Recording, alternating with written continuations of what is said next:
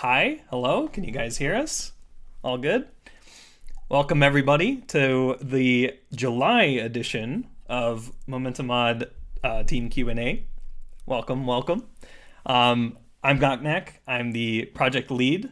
Nice to see all of you in chat, and hopefully we got some interesting answers for some interesting questions. But we'll also introduce who else is here, going, I guess, down the list. Are we going clockwise or counterclockwise? Oh, let's go clockwise. What does that mean? So that's you, Bray. Okay. Yeah, I'm Bray. I do programming, and well, that's pretty much it, I guess. Programming team member, yeah.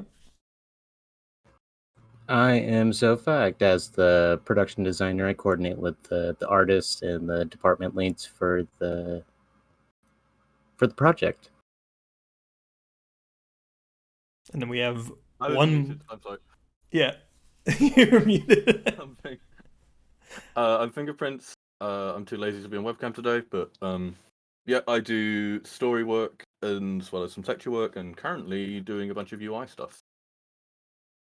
Yep, it's really helpful. Panorama is. We'll go over it at the end of the stream. We'll play some Momentum Mod, show off some of the Panorama progress. But yeah, it's awesome. The work that Tom, Slidey, everyone's been doing. BLT's been doing some as well recently. But all right, yeah. So let's go ahead and just jump right into this this first question here. First question is by Pile O Stuff asking, what's the plan for the bounce trigger? Would complex setups be preserved, but knockback be calculated differently? This time it's actually a hard-hitting question first. Yeah, like Ilprot's working on that, right? Yeah, so the last that I know about it, or that I've been updated on it, Ilprot was working on a tool that let you kind of set up bounces to where you had to jump from a specific trigger to be able to enable it.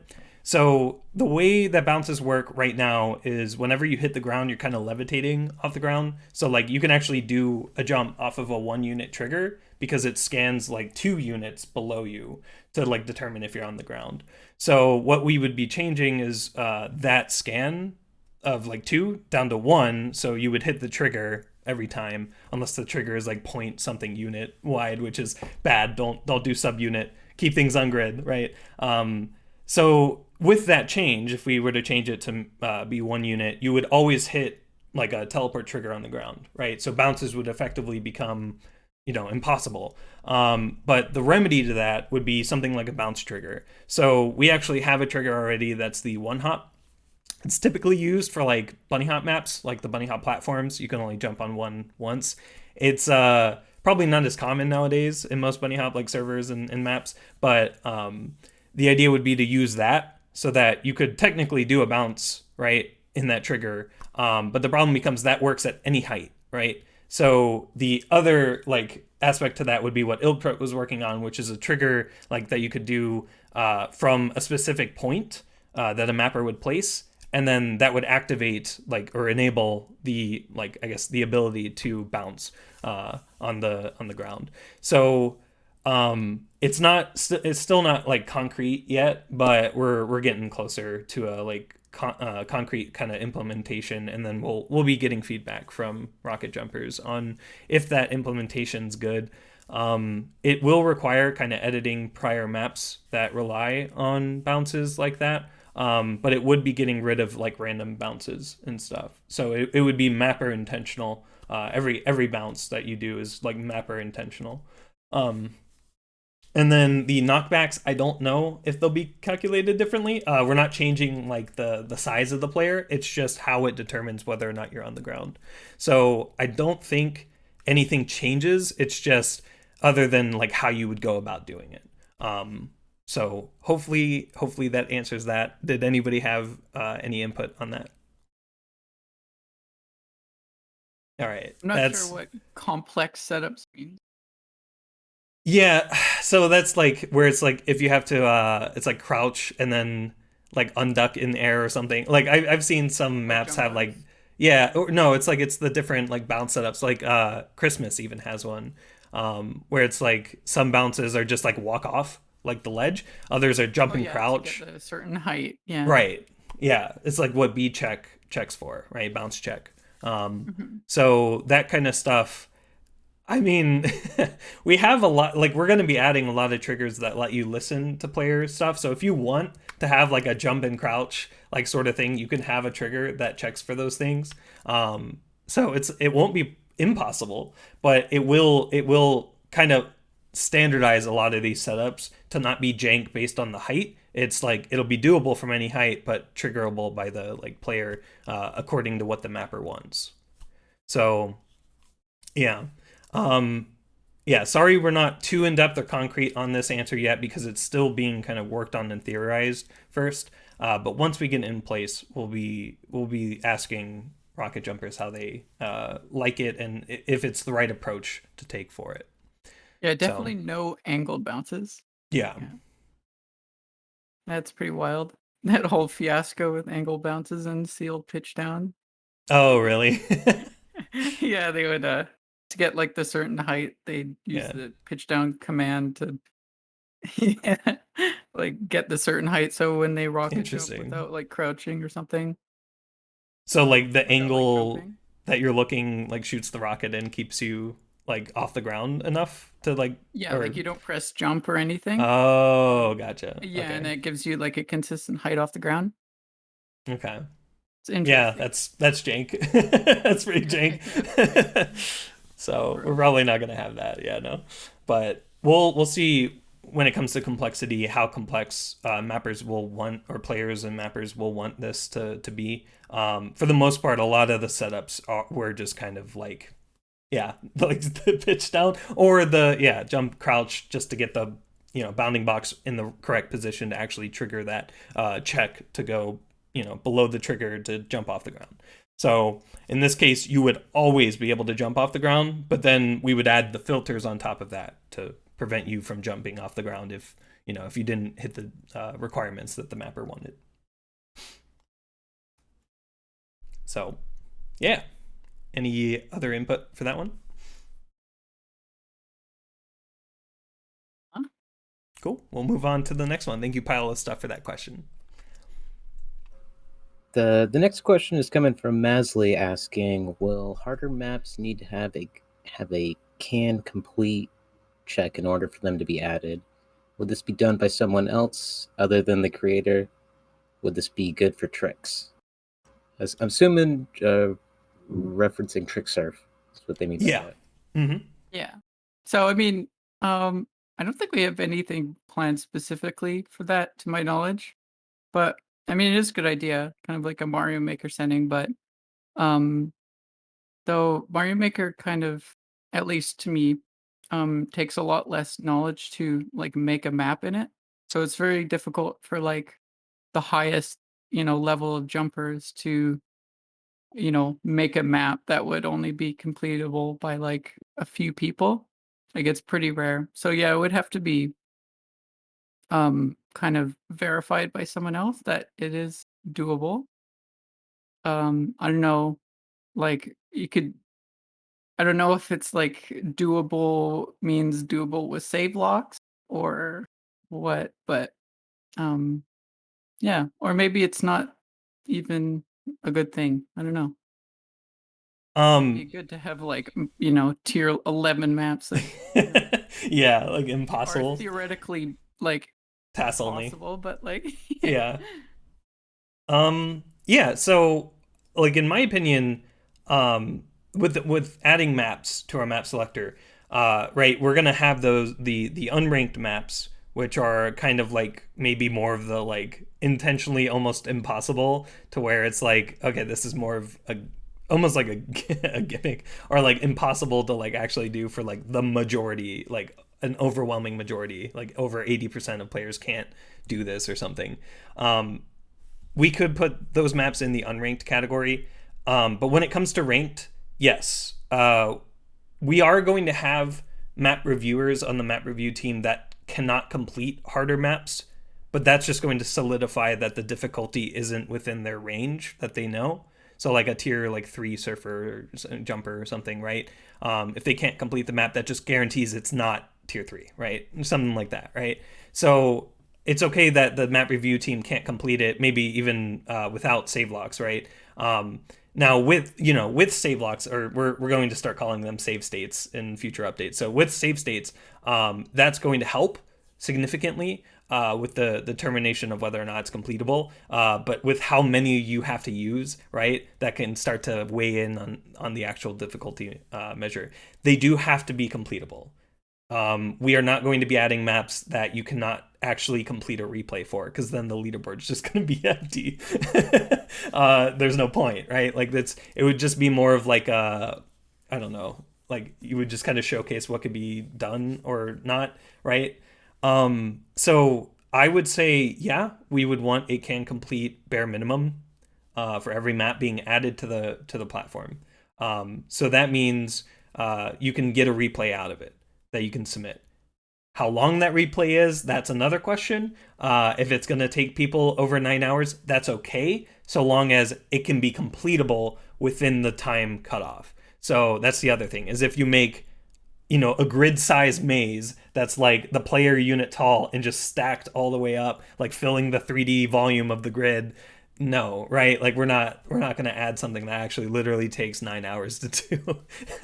Like we can't do that, because like we don't want people to be just submitting like the end of the like timer cutoff, right? So that's something else to keep in mind. It needs to be completable in one sitting, right? So a completable run that's not save stated, but still done in one sitting. And then it needs to be well within that cutoff point, which we're going to probably select the cutoff point around 0.11.0 with the replay refactor. We'll know how big replays are going to be getting, so realistically what our replay limit can be. So it'll most likely be around 9 hours, my current estimate. We might bump it down to like 6, but we'll see, because we also have climb maps to worry about. And then would this be done by someone else other than the creator? Our map review team needs to complete the map. Yeah.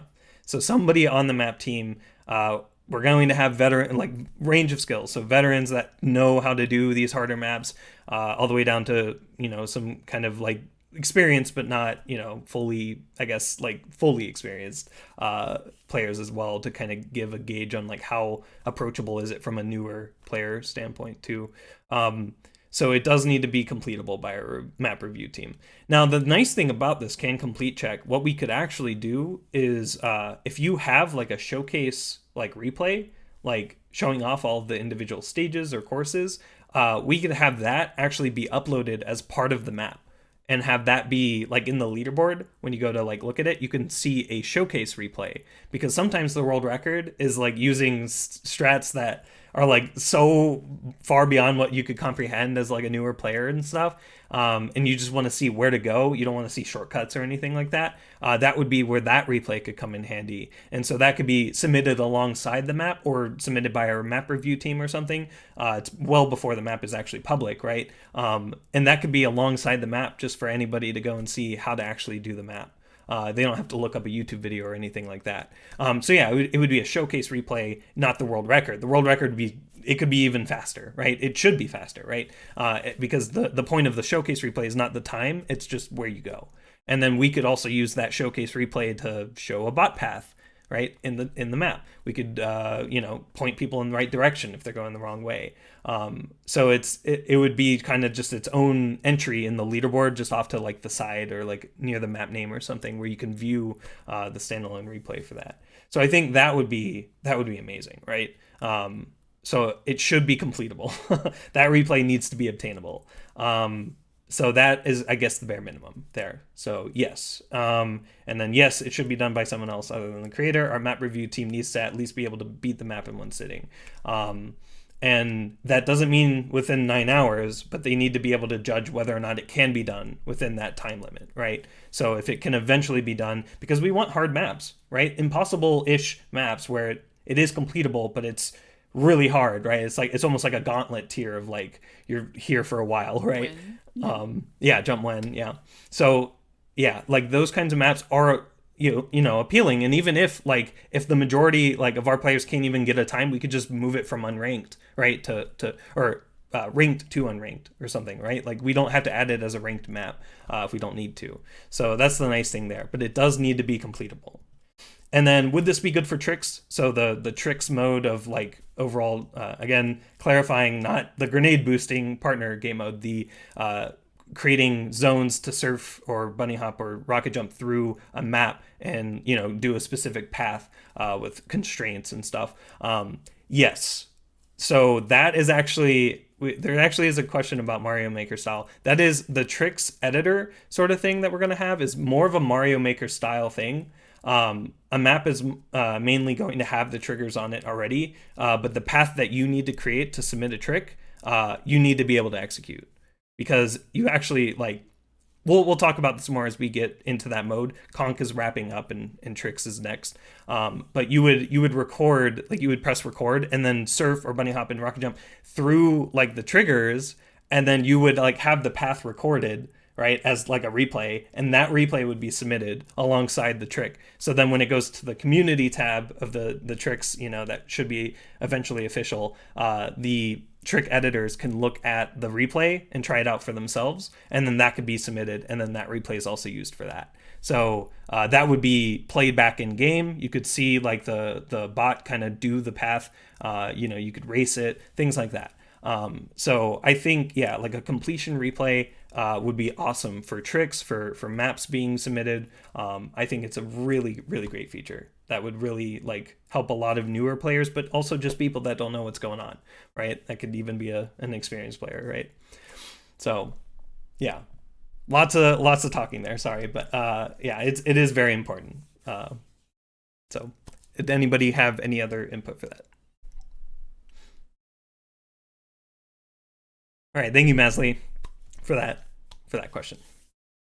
We'll move on to the next one. And Antosha is asking, when is the wall run trigger implementation for bunny hop maps? Never? So yeah, I don't know if that's a good thing to do. Yeah.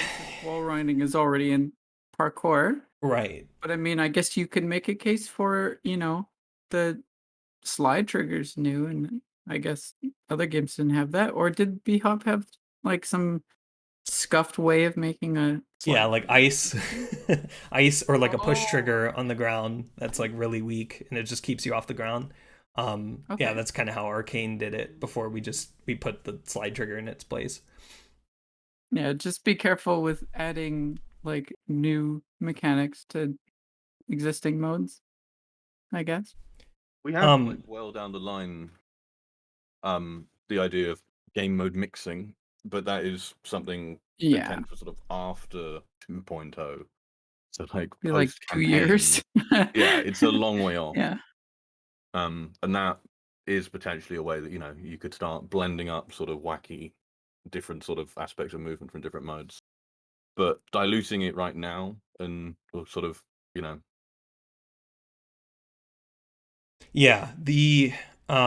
I think the wall run trigger in particular, which I think Flo just linked in chat there, is a trigger that kind of keeps the player along a wall. It's kind of like a custom behavior. I think it's broken right now in Momentum. We could fix that, but the actual wall running is probably more how the game actually handles wall running in parkour would probably be more I guess preferred. In that case, that's what parkour would kind of fill in the gap for. We want each mode to have unique mechanics that draw people to play it. That's the main thing, right? I mean, if you boil down all the modes, it'd be really easy to say defrag is basically bunny hop, right? But it's not, right? They have to be unique enough to warrant, I guess. Otherwise it'd be like a sub mode, right? So the main thing is just we don't want to take elements of other modes and stuff them into one just to have a super mode, because that it would just make the game really, really messy. Post 2.0. This is V script. Oh boy. Oh, okay. Okay. Yeah. Gotcha. Yeah, we're not going to have a vscript trigger, but we can have the behavior from vscript into the entity maybe. Yeah. But yeah, so post 2.0, we do plan to have game mode mixing. We want, some mechanics from some modes to be able to be mixed together. Because post 2.0, we don't really have a structured plan of what's left in the game. I mean, that the game's complete in my eyes at that point. But we could always add like community features like that. So there will eventually be like a wall run mechanic kind of mixing thing that you could do where you could create a Bhop with wall running. But yeah, I mean, for the most part right now, it's trying to keep things kind of in their own modes so people play the game and understand the mechanics and have a reason to play something like parkour instead of Bhop with parkour mechanics, if that makes sense. So yeah, it's we will try to fix that wall run trigger though. There are maps that have come out that use kind of a trigger to emulate it, and we could add something like that. To like looking at the vscript and just basically translating it into a entity. Yeah, making it consistent there and not a weird add-on for a map. Yeah. But yeah, so hopefully that answers that. Yeah, it'll be interesting to see where mechanic mixing goes in the future, but yeah, we'll fix that trigger to like kind of emulate it, but it's not exactly Momentum's wall running that's in parkour. And then post 2.0, you'll actually have the ability to use like parkour's mechanics in other modes. We still have like a grappling hook and stuff to implement stuff, so we still have other mechanics to do too. But yeah, is there any other input for this question? All right, thank you, Antosha, for that question. Sorry for butchering your name if I mix that up, but we'll go on to the next question here. Next question is by Adder or ADR. It's spelled the same. Asking, will there be tool-assisted speedrun stuff? Of course. Yep. Yeah.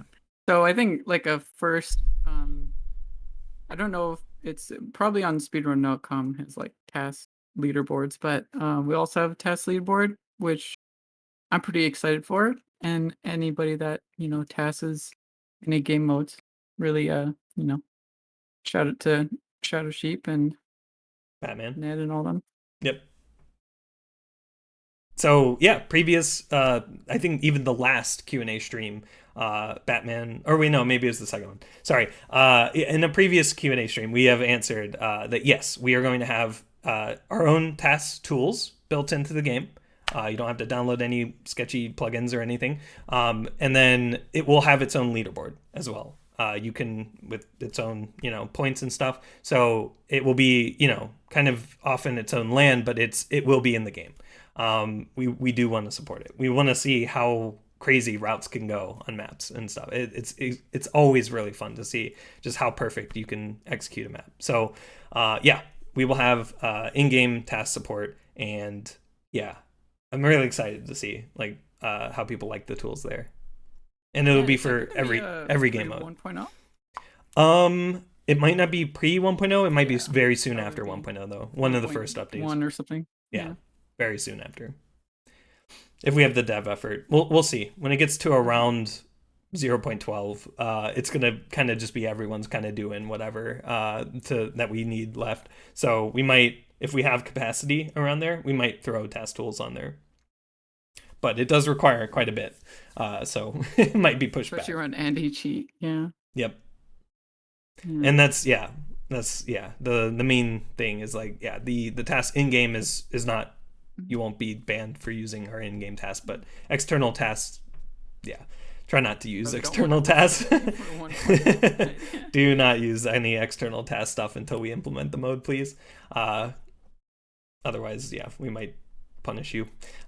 So yeah, let's definitely move on. But thank you, ADR, for that question.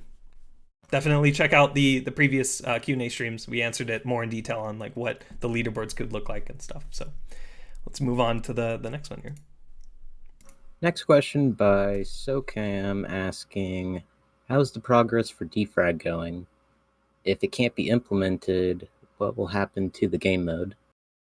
So from what I've heard from Lumia, the mode is pretty much code complete, in the sense that it has almost everything you could ever want in a defrag mode, which is a little problematic because there's some games that have specific behaviors that are enticing, but other games that are more of a classic feel. So what we actually need right now is, if people like defrag or want to, give input on this defrag, is to check out I think it's pinned in general defrag in our server, our Discord server. Check out Lumia's mod. It's kind of like a branch off of Momentum mod right now that has defrag movement. And let Lumia know like what feels good, because what we actually need first and foremost is what defrag is going to be. We need an identity. So the licensing in terms of like how to use the Quake code, we actually are currently in the middle of kind of figuring out how much is actually applicable to us. So because we're based on Quake, or like if you think about it, right, the source engine comes from Midtech. It comes from that engine. So I don't know if we're also allowed to just use this code, but we're going to be looking and exploring also how games like maybe Reflex, Arena, if the devs are available to be contacted, or Diabolical, we're going to be reaching out to these devs to see what they did in regards to implementing Quake-like movement, because we are in a way going to be referencing what Quake did, but we don't necessarily like the code is technically going to be ported for the engine.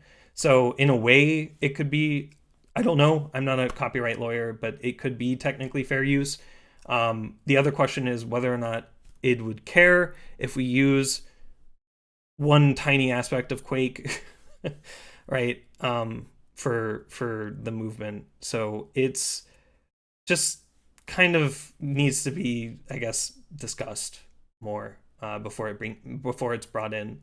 The other aspect too is that the code that Lumia is doing is always going to be open source, and there's no sneakiness here. It's just more of a licensing thing. So it like we're never going to implement something in close source it and like say it was ours or something like that. So yeah, it's a little weird, but if it can't be implemented, or if we implement it or get a like C&D from id or ZeniMax or whatever, it would probably just have to be in its own GPL fork or something of the game, which is kind of what Lumia's branch is right now. In which case it's not going to be part of the game, unfortunately, and maybe, right, we could start a discussion around there about how we could legally do it. I mean, not that it's just like a giant question mark. I don't even, yeah, it's like it's hard to know if it even would be illegal for what we're doing and what we come from. Like if we were like in a completely different engine, which is why I want to ask Diabolical how they went about doing it. What's the legality there of like technically being Quake based? Like we have other Quake code that in that repository is under GPL, right? Like we don't have the GPL, we're under Valve's license. So like what does the extent of that cover?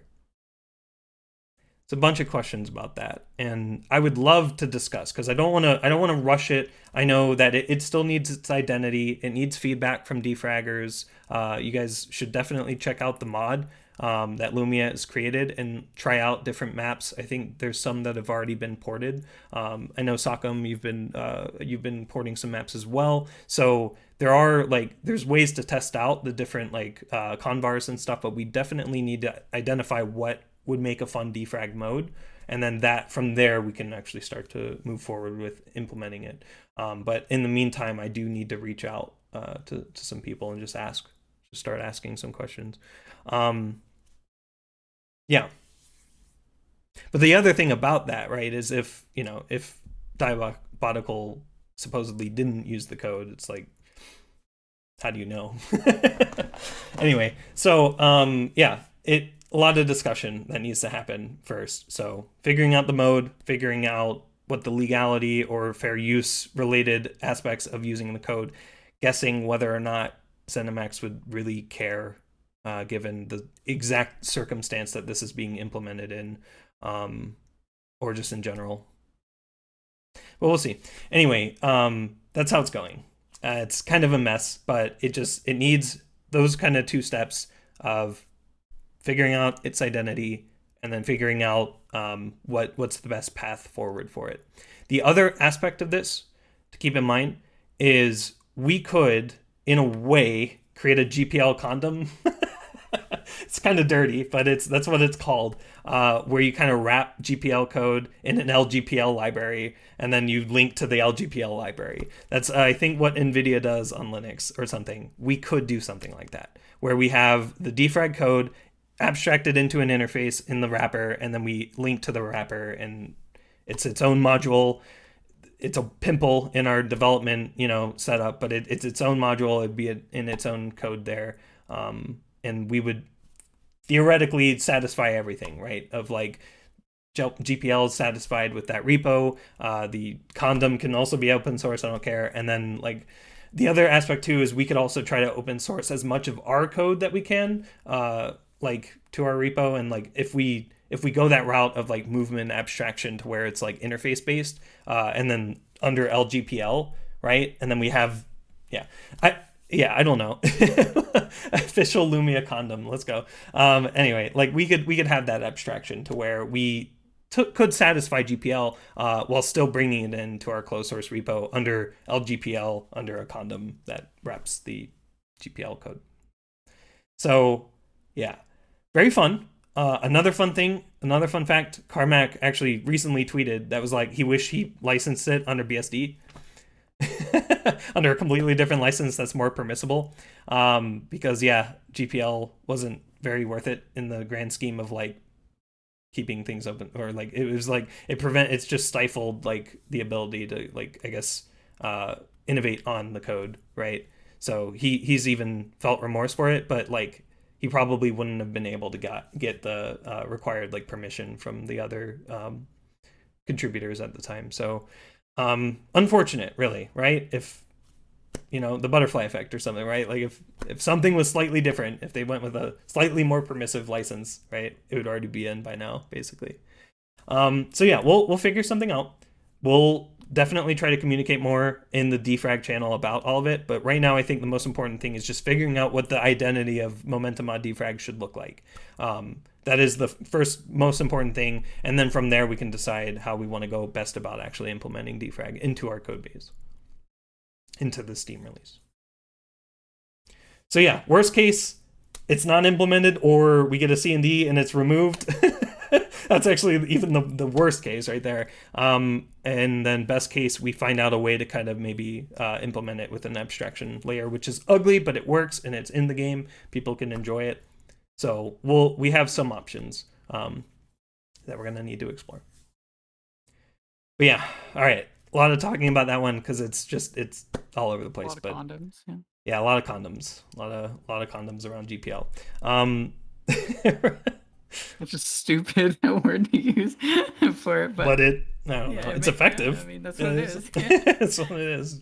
Keep it over there and just like, yeah. So, yeah.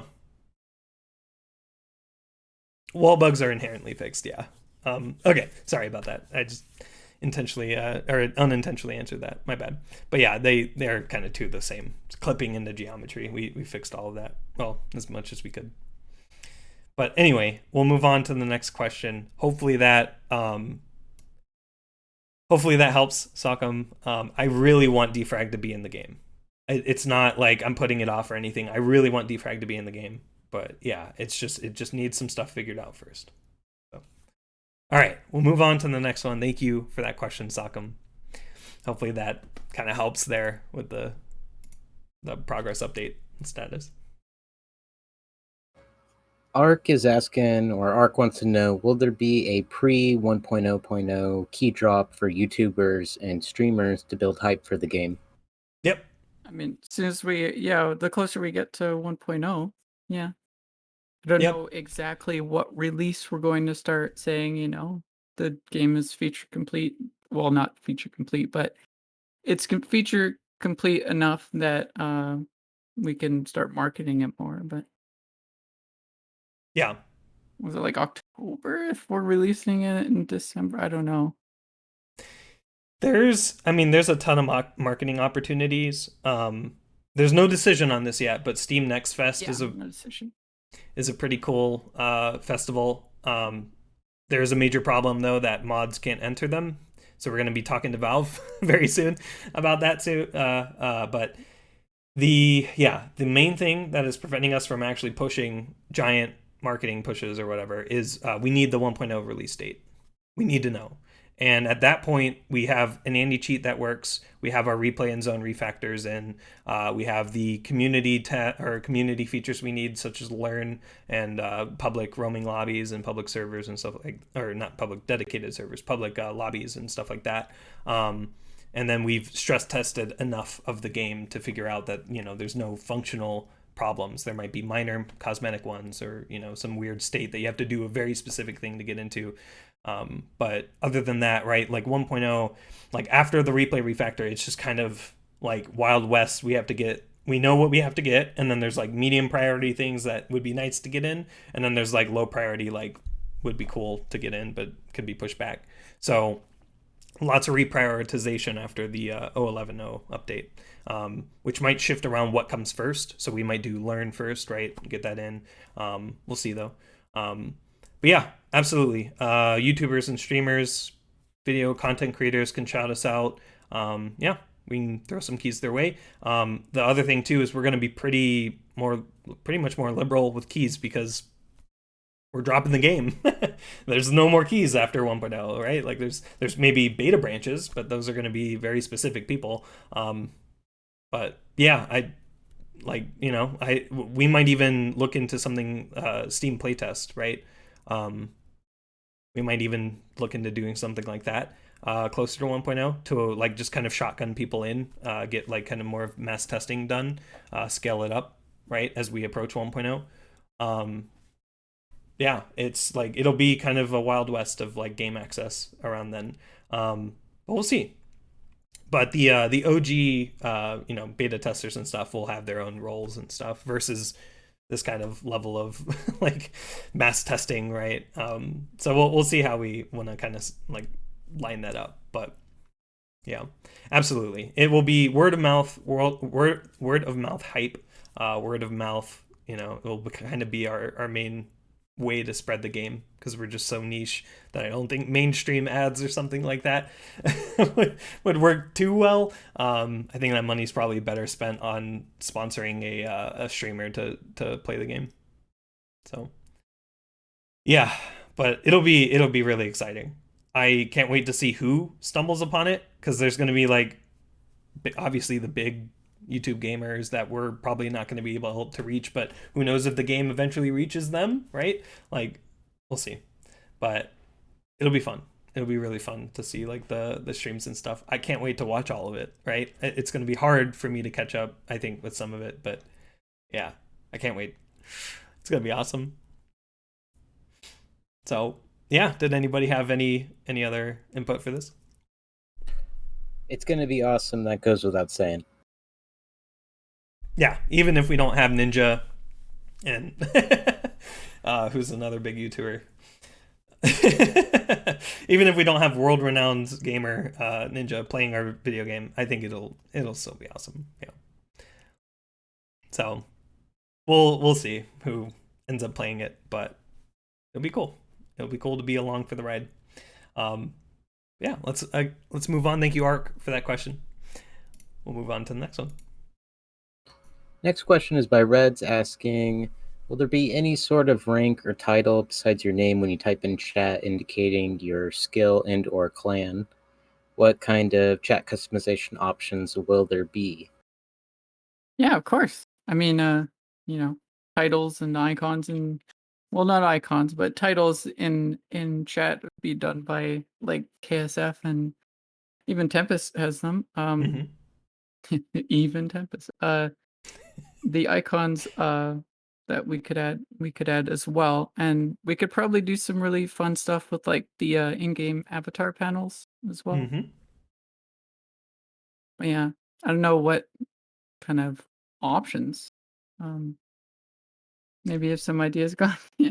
Yeah, so I mean, there's when it comes to chat, right? The only really thing that you will probably super care about is level, right? Level, overall cosmetic level, and prestige, right? And then on top of that, maybe we could have the kind of bucketing of like if you've played, levels 0 to 50 are noob, like levels 50 to whatever is like experience. We could have that kind of stuff too. It could all be customized, right? Again, the main thing about customization is it has to be worth it, or it has to be seen by other players to be worth it, right? So we can't go obnoxious because people will be like, how do I toggle this shit off? Right? Like, oh my god, I don't want to see like 50 icons in front of this name. But the other aspect is it has to be meaningful, right? Like if you have like a featured badge or a featured calling card or something like that, right? Like having, because there's different aspects of like where you see a username. So in chat you would have like the name, which could be colorized. We could have effects, right, that show up for other people. I know it's local like JavaScript and HTML and stuff, but like it would be automatically applied, right, to their name, as opposed to having you do it locally and only showing up locally for you. And then like having the like level indicator, there maybe their prestige right next to it.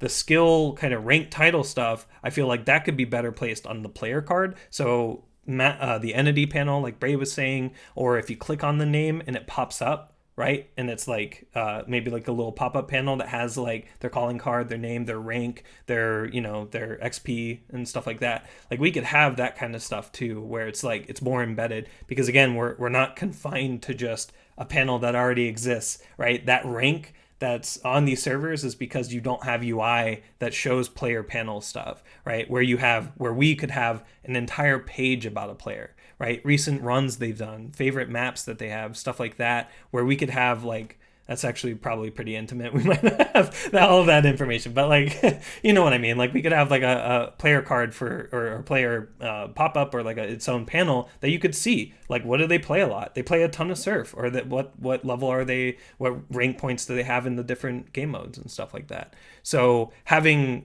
that kind of rank and stuff, we could have it be better visualized.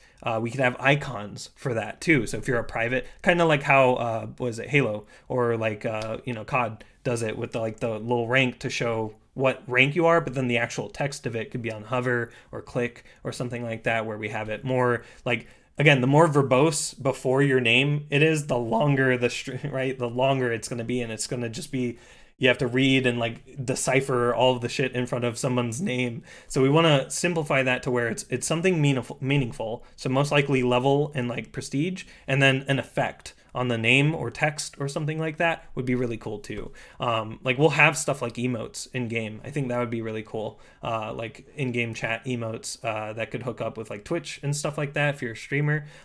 So we'll have chat customization like that, to where you have maybe different things showing for different people too. Like if it's a friend chatting, we could change the color to be like a friend color override or something, like green if you want that.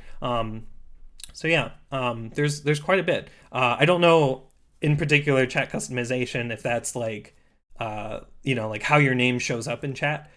We could probably customize that. We could probably give you like one icon or something that could be the badge. But it shouldn't be very verbose, because again, we have dedicated UI, and we don't want to overwhelm newer players joining a lobby and seeing like 15 things in front of someone's name and being like, what do all these mean? We want to keep it pretty simplified. They can click, they can hover, they can understand what the badges are. They can get more information if they click on the name, kind of tying together all of the UI, making it flow. UX is extremely important, and I'm taking it upon myself to learn a lot of it, because it's probably really important for me to know what newer players and experienced players want out of the UX for the game, so that way we can work on making a game that's all around awesome. So yeah, absolutely, you can have that kind of stuff, but we're gonna be working on how it looks, and how it will be implemented and tie in with other UI. If you have any, when you're spectating, like you oh yeah, the player card up there too. Yeah. I don't think we have that in the mock-up, but that would be Nope. really nice. Yeah, like if you spectate someone, really good point, because you're watching them, right? Yeah. See more info about them. You're watching a really skilled player play. You can see their skills and their accolades and stuff, right? Like yeah, yeah. Inspect all the players in your yeah. So yeah, it's it'll be fun. It might not all be in chat, but it'll be fun to kind of customize how your player and profile looks for other players, for sure. Cool. All right. Did anybody have any other input for that?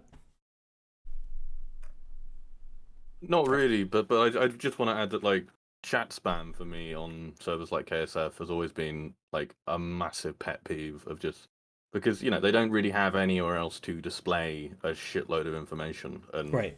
Yeah. You then the result is you just get way everything too much in chat information being conveyed in this one text box. Yeah. But we don't have that. We have complete control over our UI. There's so much that we can do with Panorama now, especially that. Oh yeah. Yeah. I think like pretty quickly people will start to like see like the chat spam as being quite a sort of like old sort of antiquated thing compared to what we're going to be able to do with like dedicated UI. Yeah. Yeah, it's going to be very fun. HUD work in particular is going to be really fun. It's going to be probably the biggest noticeable overhaul. Actually, no, I guess all of it. VGUI is fun. Like it was fun to implement the mockups, but it's so limited. Like even just animations, right? Or like positioning and rotating things. Like I don't think you could even rotate a VGUI panel. Like that. Like so we can really make things pop. We can really put information in better places. We can have dedicated panels, dedicated pop-ups, dedicated anything, right? That, it doesn't need to be in this tiny, like 1 inch by 4 inch, like pop-up menu. It could be its own full screen thing, right? Like we can integrate it with the UI we already have. So if you want map info, we could pop up in the map selector and show you how to get to that map info, stuff like that. So it's really fun. It's a really fun freedom to be able to like fully explore. It does take more time. I'll give it that. It's not as easy as just format a string and print it out in chat, right? That's probably the easiest way to do it. But like, yeah, when it comes to like actually UI and having that, it's really powerful. I think a lot of people are gonna love like the UI we're gonna have. There's gonna be some that might miss that spam, and maybe we could have a toggle to have it print out also in chat. But yeah, for the most part, we're hoping UI satisfies a lot of people's desire for that. Yeah, it's fun. It really puts the FU into fun. All right, let's move on to the next question. Thank you for that question. Oh my goodness, Redz. Yeah. Oh, Redz. I didn't even think about pronouncing. Or Redz. But sorry for butchering your name. But yeah, let's move on to this next one. Paddy wants to know, are there any plans for movement guidelines that would restrict the techniques that players are allowed to use? Some give advantages over others. How would they be enforced? I would say no. Would be pretty hell to like enforce that kind of thing. And plus we're in position to, actually fix stuff. any exploits like that. Yeah, so we don't have to do like, the fun Tempest thing of, please don't use HUD reload scheme. Yeah, and that's then the first one kind of when we remove VGUI. Sorry. Yeah, yeah, I guess it's like not even a thing anymore, but yeah. Yeah, also, if you reload that's Panorama, it just crashes your game. So there you go. It's fixed. Unexploitable. But it does like kind of have some I don't know if they're really drawbacks, but like the first one that comes to mind would just be nulls in KZ because we can't really police that sort of thing. Yeah. Because there are, that is a great example though. Like, so the answer, right, for like the movement guidelines is the base code's going to have it. So like, no, because we're not going to need that level of like on top, right? We can edit the game to not allow things like C boosting, like well, actually, what the lag zones, like that's the other one. It's like, how do you lag a zero ping game other than, I guess, FPS max? But then again, if you dip too low and you don't send enough data to our like anti-cheat, we're gonna know. So the main thing with like movement guidelines is we will have, you know, them, but they'll be enforced by the code, right? So it's like, you won't be able, it's not, please don't use HUD reload scheme, we're removing it, right? Like instead, like, so it's like the guidelines are just kind of in by default. So then that means that there isn't going to be any level of like, please don't use this exploit, because it's like we fix that exploit and we remove the times, right? Like that's the level of kind of like what we deal with. So it's nice. It's really nice to like, first of all, decide what the community first of all doesn't want, right? Wants or doesn't want. Some might require an executive decision, nulls, but like there's definitely guidelines that we want to, you know, make sure we're enforcing in the code. And then when it comes to, because like that's the thing, right? Like runs and stuff, like to enforce something, right, it needs to be almost replicated across every game, or every game mode or something like that, where it takes an advantage, or like people can get advantages over others because they know a specific like exploit or something, right? Where we would patch that out and that knowledge just goes away, right? Like it's gone. It can be used in these other platforms but that have guidelines, but it's like it's just gone here. We by default in the code prevent it. And it's like, yeah, sure, you could run it locally and like unpatch it or whatever, but it's like our anti-cheat and stuff is going to catch that, right? Like it's, if you try to get around the guidelines by modifying and hacking the game, we're gonna catch that. Like that's, so like we'll have verification processes in place that catch this kind of stuff. So that's the kind of thing, is just identifying the guidelines that are reasonable enough to put in game to prevent, and then having that enforced via our anti-cheat. So if you're abusing it, it's very clearly not going to work for our anti-cheat, and you'll be detected. Now, when it comes to that kind of level, right, of just like you're trying to C boost or something, right? Like you tried to trigger this trigger twice, even though we got rid of it or something, or like you get desynced or something like that, right? Like that level of like, okay, well that's messed up, so we'll just remove the time.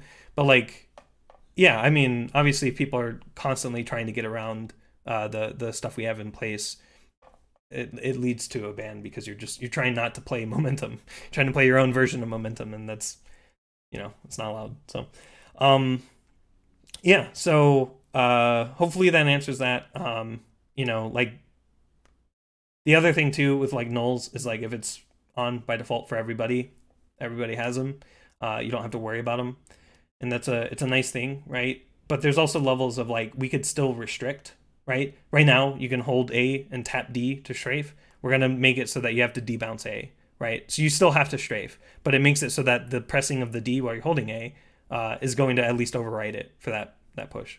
So like things like that, where we can allow nulls in a way, but still limit it so it's not ridiculously broken, right?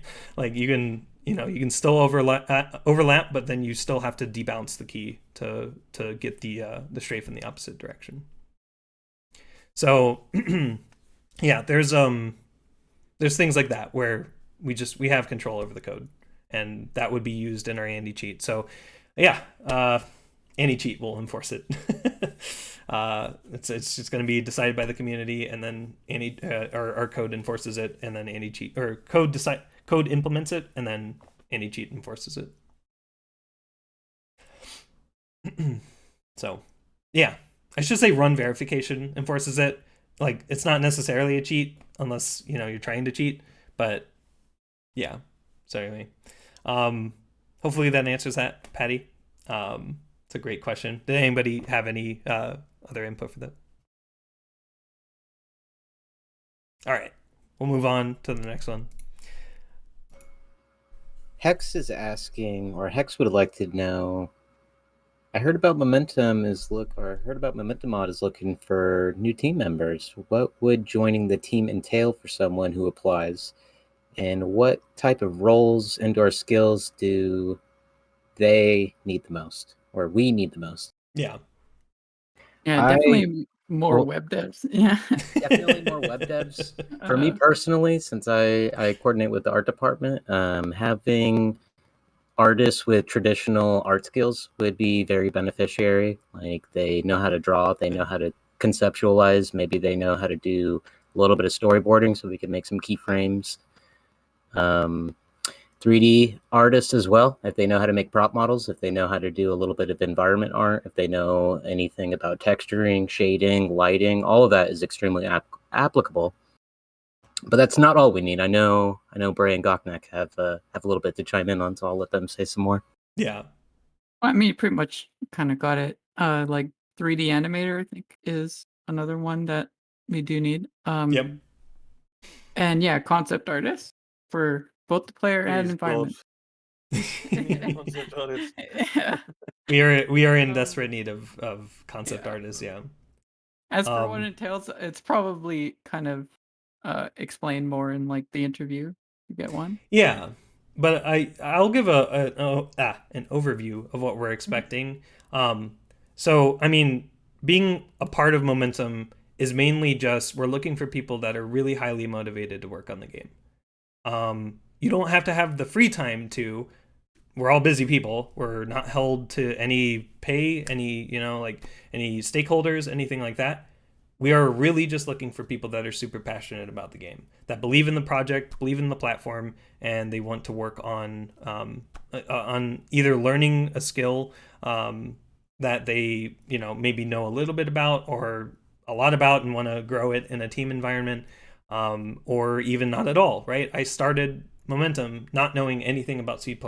Right? Like I barely knew. Well, I had some Java experience, but like I didn't know C++. And like now look at me, I'm writing shit C++ code.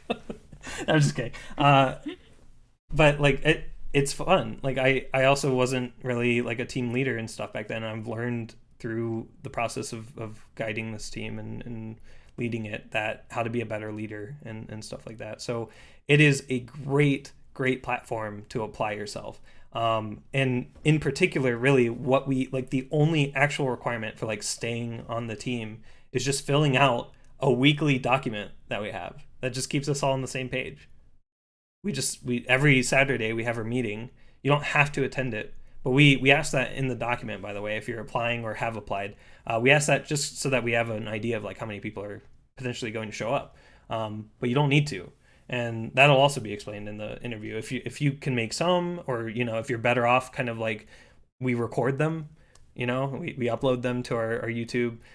You can watch them back at 2x speed, catch up, right? Like it's in your own time. But the main thing is just the motivation. We don't want to bring people on that don't want to work on the game, right? Like that would kind of common sense, duh. But like it's very important that it's like Momentum is very important to you because it is for all of us. And if we bring on somebody that's like, I kind of like the idea of Momentum, but like if like we want people that are really passionate about the game because we operate off of that. Yeah, right? And aren't just trying to snag a key and then ditch us forever. So that's why we're doing the interviewing stuff starting very soon, actually. So yeah, like being on the team entails like that's like the requirement. I mean, the other aspect too is you're going to be working with people that are passionate about this game, right? So if you aren't, right, it's going to probably be really annoying. You're going to be working with people that like really want like fine detail or fine work done for this game. And it's all for free, right? Because it's unpaid. It's all passion based. So, yeah, I genuinely hope that people are seeing that this platform is viable and would love to join. There's no monetary, it just takes time, right?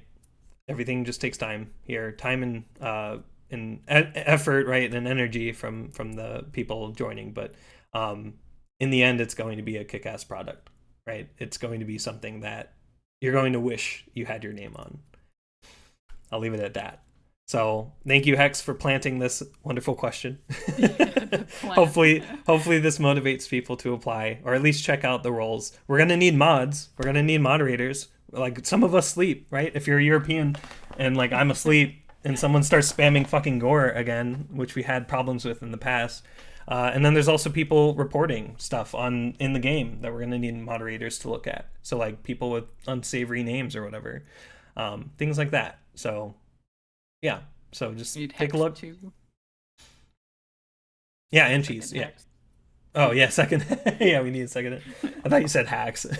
Yeah, No. I mean, if a cheat gets through or something, we'll need people to report that too. But, yeah. So. Yeah, +1 on the ability to apply yourself kind of changed a lot about my life for the better, because it's really easy to be motivated about a game like this. I don't know, to me. Right, it's different for different people, but I hope that and that's what like all these like updates. That's what the public blog posts and stuff like that. That's what we're trying to drum up, is just enough hype for people to be like, yeah, I want to help this out in any way that I can. Apply yourself. It's a good resume. Like if you don't have something for your CV or resume, it's a great project to have on there. You're working with an international team of volunteers. Like what? It's not just some international nonprofit organization that is developing interactive software. I don't know if we're a nonprofit. I'd have to register, but yeah. I mean, we're not making money off of it. We aren't. So that's why I consider it a nonprofit. Right. Like all of our operating costs is just we're operating from donations, and so operating costs are offset by that. Release game. Oh my god, that's so good for a resume if you want to be in the games industry, anyways. Yep, that's the other thing too. If you like the games industry and like Momentum Mod, hello, we would love your help. But yeah, so. And the other thing too is it's stress free. So we have that meeting every Saturday, but it's not, you don't, again, if shit's coming up, you don't have to, you can say that like shit's coming up, I'm not getting stuff done. That's okay. It's just keeping us in the same page. And it's like, it shouldn't ever be the point of like, you're going to get kicked if you don't do anything. Well, actually, okay. So hold on, I should clarify. If you actually don't like show up to the meetings and so, yeah, you're going to get it removed. But like, if you're at least keeping us in the know and like keeping us up to date if life events are happening and stuff, it's usually pretty tame. So and yeah, we're very lenient. Yeah, extremely lenient. So yeah, so hopefully I sold my own game well. I don't know. Definitely check it out. It's in our recent tweets. It's in our recent announcement on the Discord. We'll start going through applicants very soon, like very, very soon. In the next couple of days, we're gonna start kind of doing a little like really friendly like interview, just seeing what the overall motivation of working on the team is for and stuff like that. So yeah. So all right, we'll move on. Did anybody have any other tidbits about working on the team before we do? I guess we're just looking for people that are nice to work with as well. As a team, we all sort of get on well, and it's a very friendly environment. And just finding people that are enjoyable to be around and like keen to work around other nice people. Yeah. Yeah, definitely need to be able to collaborate with others. That's like essential to being part of a team. Yep. You don't want to work with people you don't like to work with. But that doesn't mean if you join our team, we're hard asses. We're not gonna like I said earlier. We're very lenient. We're very passive. We're very patient. As long as you're able to show up to the meetings. If you're not able to show up to the meetings, as long as you post in the meeting document that we have, at least we have the sense of like what's going on. You're communicating to us. You're addressing what's going on. Yeah. And we record our meetings, so if you can't attend, you could always catch up. Check on the meeting document and find the audio log in there and catch up on whatever was shared inside the meeting. Yeah, it's never like a super requirement to like, actually be in voice at the time. Because I mean, it's not really at a great time for like, say, like Australians. Yeah, time zones make it hard for a lot of people. Yeah, it's just hard. We got people like Europe, like Australia. Russia, it's literally middle of the night. Canada, US. Yeah. I don't think anybody from South America. It's probably the only continent we don't have, actually. Oh yeah. Well, so meetings are like the most like formal, important thing. We also, have we have a lot of hidden Discord channels and stuff for talking and stuff. So if if you are in a bad time zone and stuff, it like absolutely you'll still be able to like chat to people. Yeah. And Yeah. we regularly like hang out just in voice sort of casually. Sometimes in playtesting, sometimes in a team channel. Yeah. So that's a really great point. You don't have to. The meeting is not the only way to communicate with the team. That's just how the team stays up to date with each other. But yeah, we hang out. Like we're always trying to hang out in play testing and sometimes general, but that kind of backfires sometimes. So yeah, we have team channels. We have play testing and stuff. So there's specific channels for different things. But yeah, great point there. All right. So our next question is by Paddy, asking a pretty good question here. Will development for the story, aka campaign, and the levels for the campaign be public or closed off until the final release? The final release is when we will have the campaign, and that is the version 2.0.0. So I believe I Tom. think Tom wanted to answer this. It's going to be one of the few things besides anti-cheat, obviously, that is kept relatively under wraps, just because whilst it might be tempting to like look under the cover and like see what's going on, like most people do want to play a game blind, right, and don't want to like know the plot or whatever beforehand. So the key story aspects are going to be kept relatively under lock and key, to the extent that I'm not quite sure in terms of team members, but right now we do some of our story stuff as like a sub team right now, just because we don't want to potentially like have 30 odd team members or whatever, like all like boiling the broth. Yeah, like so to I don't speak. have. Yeah, we don't access. want too many chefs in the kitchen. Yeah. Need to know. But definitely what we'll do as campaign really gets rolling, and especially if we start mapping, right, when we're going to have these sort of sizable sub teams of mappers for each game mode. There's some of those people won't be kept completely in the loop in terms of like the story itself, just because we don't want leaks. We want to have lots of people be able to come on and get involved with mapping for the campaign, but some of that, if you're just doing say gameplay mapping, won't necessarily even need you won't necessarily have to be involved with the story itself. That being said, if you're really passionate and interested in the story, like we're still on the lookout for people to get involved with campaign, and if you start apply as a concept artist, for instance, you'll definitely be pretty well in the loop for a lot of campaign stuff, right? Yes. We need concept that artists, concept, right? Yeah. Mm-hmm. So we don't want to arbitrarily sort of like keep stuff from people, but it is a full campaign that has a plot and narrative. So those are the same thing. So, and we don't want to spoil that, and we want it to be a surprise for people, because we do have a pretty, I think, compelling vision for what we want for the campaign, and it's going to be so much more fun for people to play that blind. So yeah. Yeah. Very, very well said, Tom, aka Fingerprints. Thank you. Yeah. Does anybody else want to chime in? Yeah, so just kind of saying that, the story, we might get some story beats out there after the ending is written, but the ending itself is going to be basically private. The way that the level kind of structure is going to go is we're going to fully allow our mappers to stream working on it and stuff like that. But there's going to be passes in the levels, so we might allow the first gameplay and the first art pass kind of to be streamed, but the finalization of the levels might be a little more under wraps. And the testing for it, that's another thing, right? We're going to be bringing in people that have never ever played any of these modes and see how they fare with the tutorials and stuff. And then as well as some experienced speedrunners to see what they think of like how it's laid out and like how the level kind of flow works. But other than that, I mean, if people want to be spoiled, right, we could, but like I have a feeling that a lot of people would probably respect the fact that we don't want to spoil you for because it's going to be a huge update. The story in particular, right, is it's something that's going to not be like there's going to be the one that you'll see and notice, and I think that's the story beats we'll be giving. And obviously we want to put it on our Steam store page too. So there's some aspects of like the story being useful to like kind of delve out some of the information for. And then obviously concept artists, as Tom said, concept artists are very much going to be in the loop of like who the characters are and everything.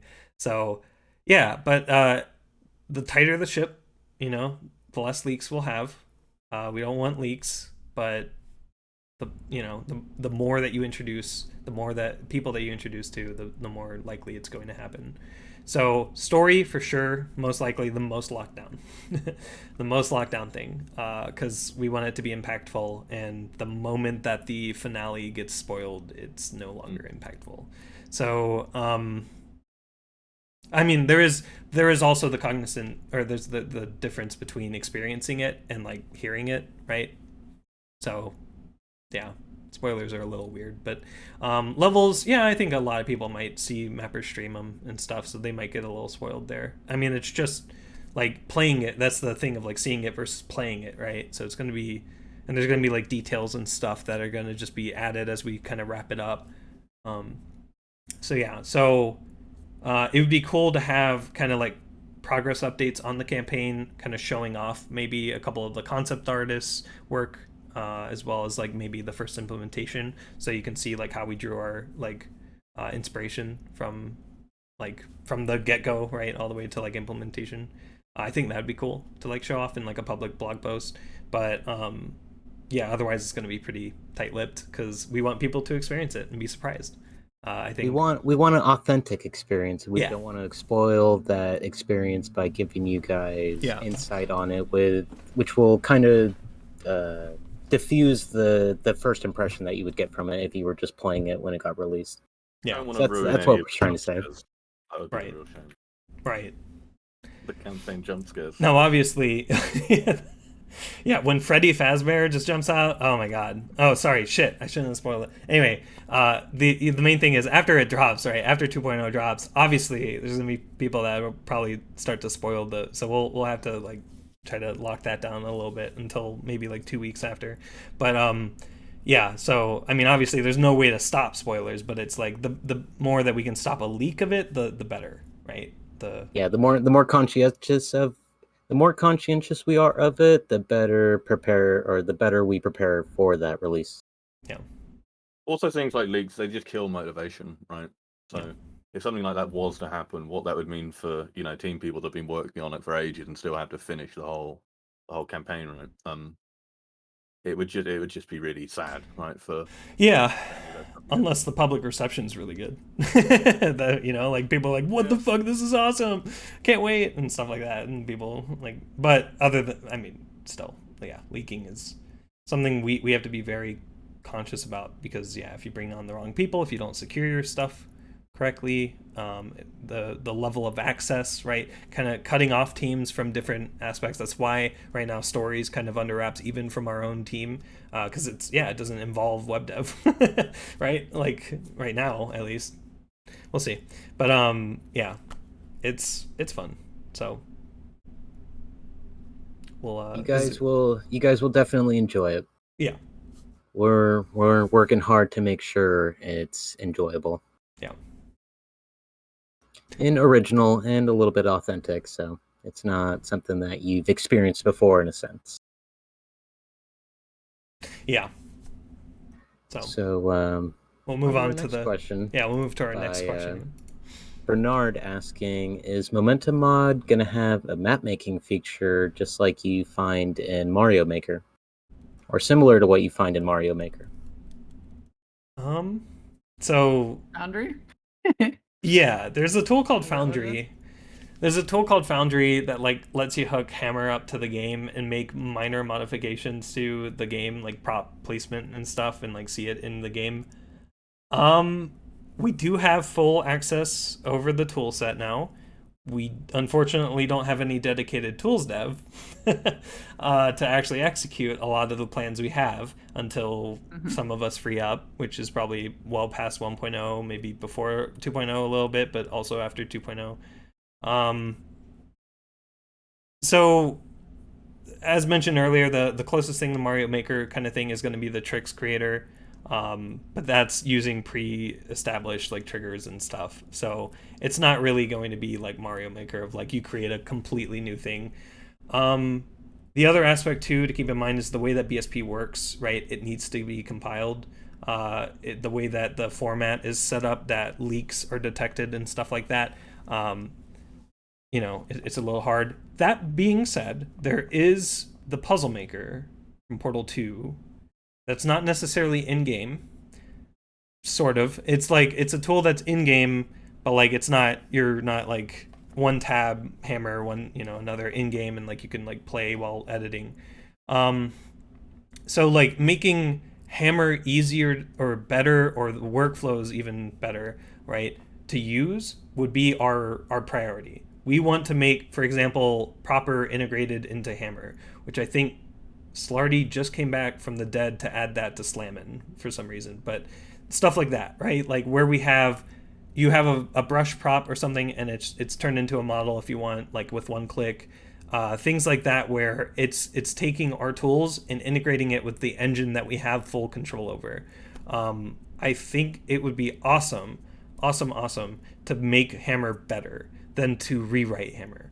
I think that's the better solution to do because people are used to Hammer. People actually really like Hammer, despite all of its glaring problems being written in 1996.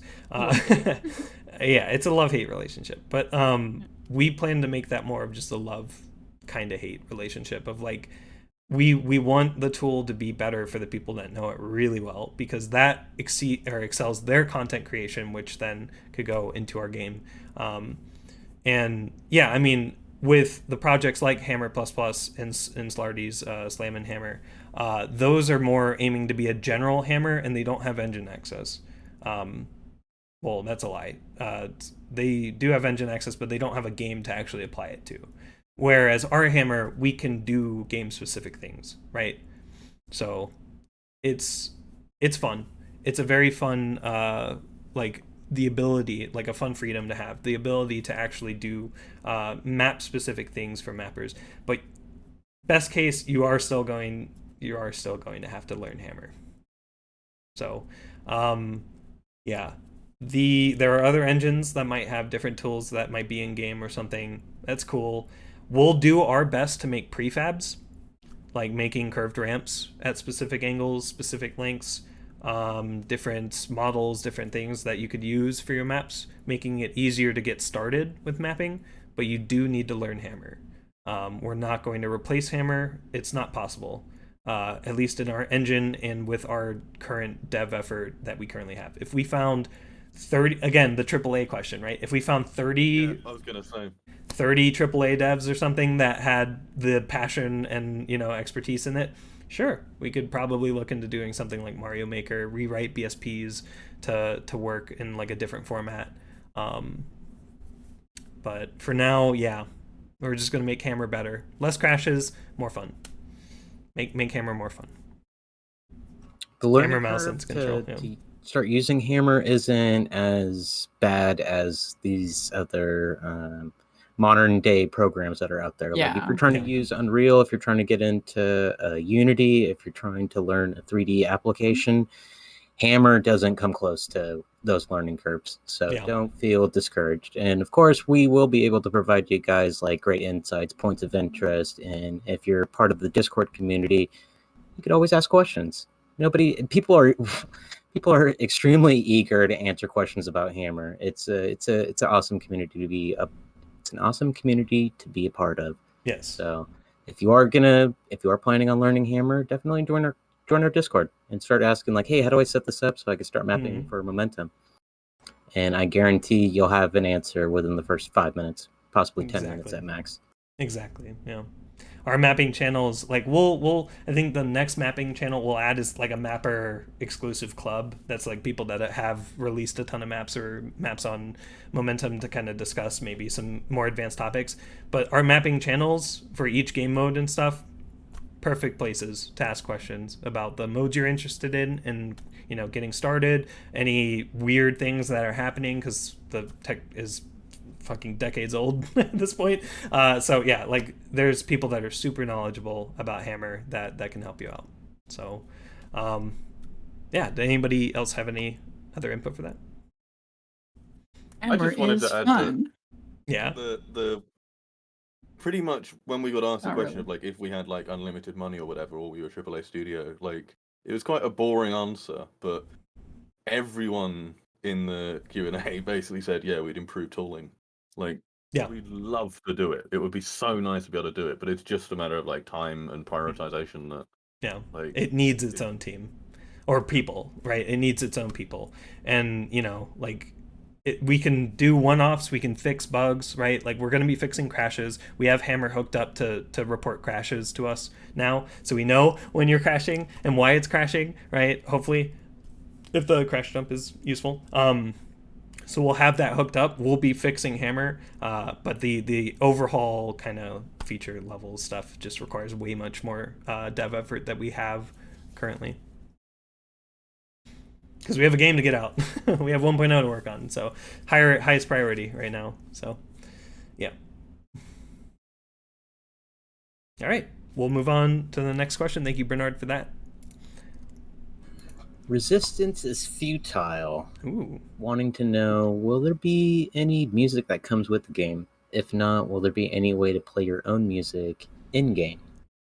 In terms of campaign? So I think this is just music, in yeah. general. In general, it's Yeah. if it's in general, then yeah, I mean it's kind of up to the person who makes the community map, and which, you know, there's some maps already that have music. Maybe they're not all hooked up properly to the music volume slider. Yeah. Something to Not fix. happy about that. Something to fix in our porting. I think it should be a requirement for map submission anyways, but that's Yes. kind of maybe getting off topic, but but yeah. Yeah, and if Happy was here, he was unfortunately unable to attend. He would probably be talking more about the soundtrack too. The campaign is most definitely going to have its own soundtrack. Yeah. So yeah, we could do menu music. I just have to make it so that it plays at like 10% volume for everybody at first, so that you can slide it up. So you're not like when you start the game like CSGO does. Oh god, that shit's annoying. So yeah, yeah, absolutely, there will be game music. Playing your own music in game. Why? Like, I suggest so if you go online, you get these like various programs where you could like a whole program, right? That if you download and use, they'll play music. Exactly. So there's Tom's being a bit facetious. There's their own. There's Spotify. There's YouTube. There are other platforms that might be a better avenue to playing your own music. We might be interpreting the question wrong. The Resistance might be asking, is there a way to play your own music in game, like kind of like mic sharing, playing music through the microphone? Oh, that's how I'm interpreting it. No, there will be voice. Hey, bro, I found this great freaking drum and bass track. Listen to this. Check this shit out. Yeah, and like somebody's trying to bunny hop and failing because you're playing hard bass or something. Yeah, I could see that. I could see mic spam happening. I could see that, like where we have, we will have voice for lobbies. That's going to be added. Probably off by default for public ones, but it will be in the game.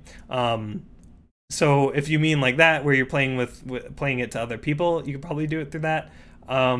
But there's not going to be a dedicated like music player, if that makes sense. You're going to have to use an external program for it.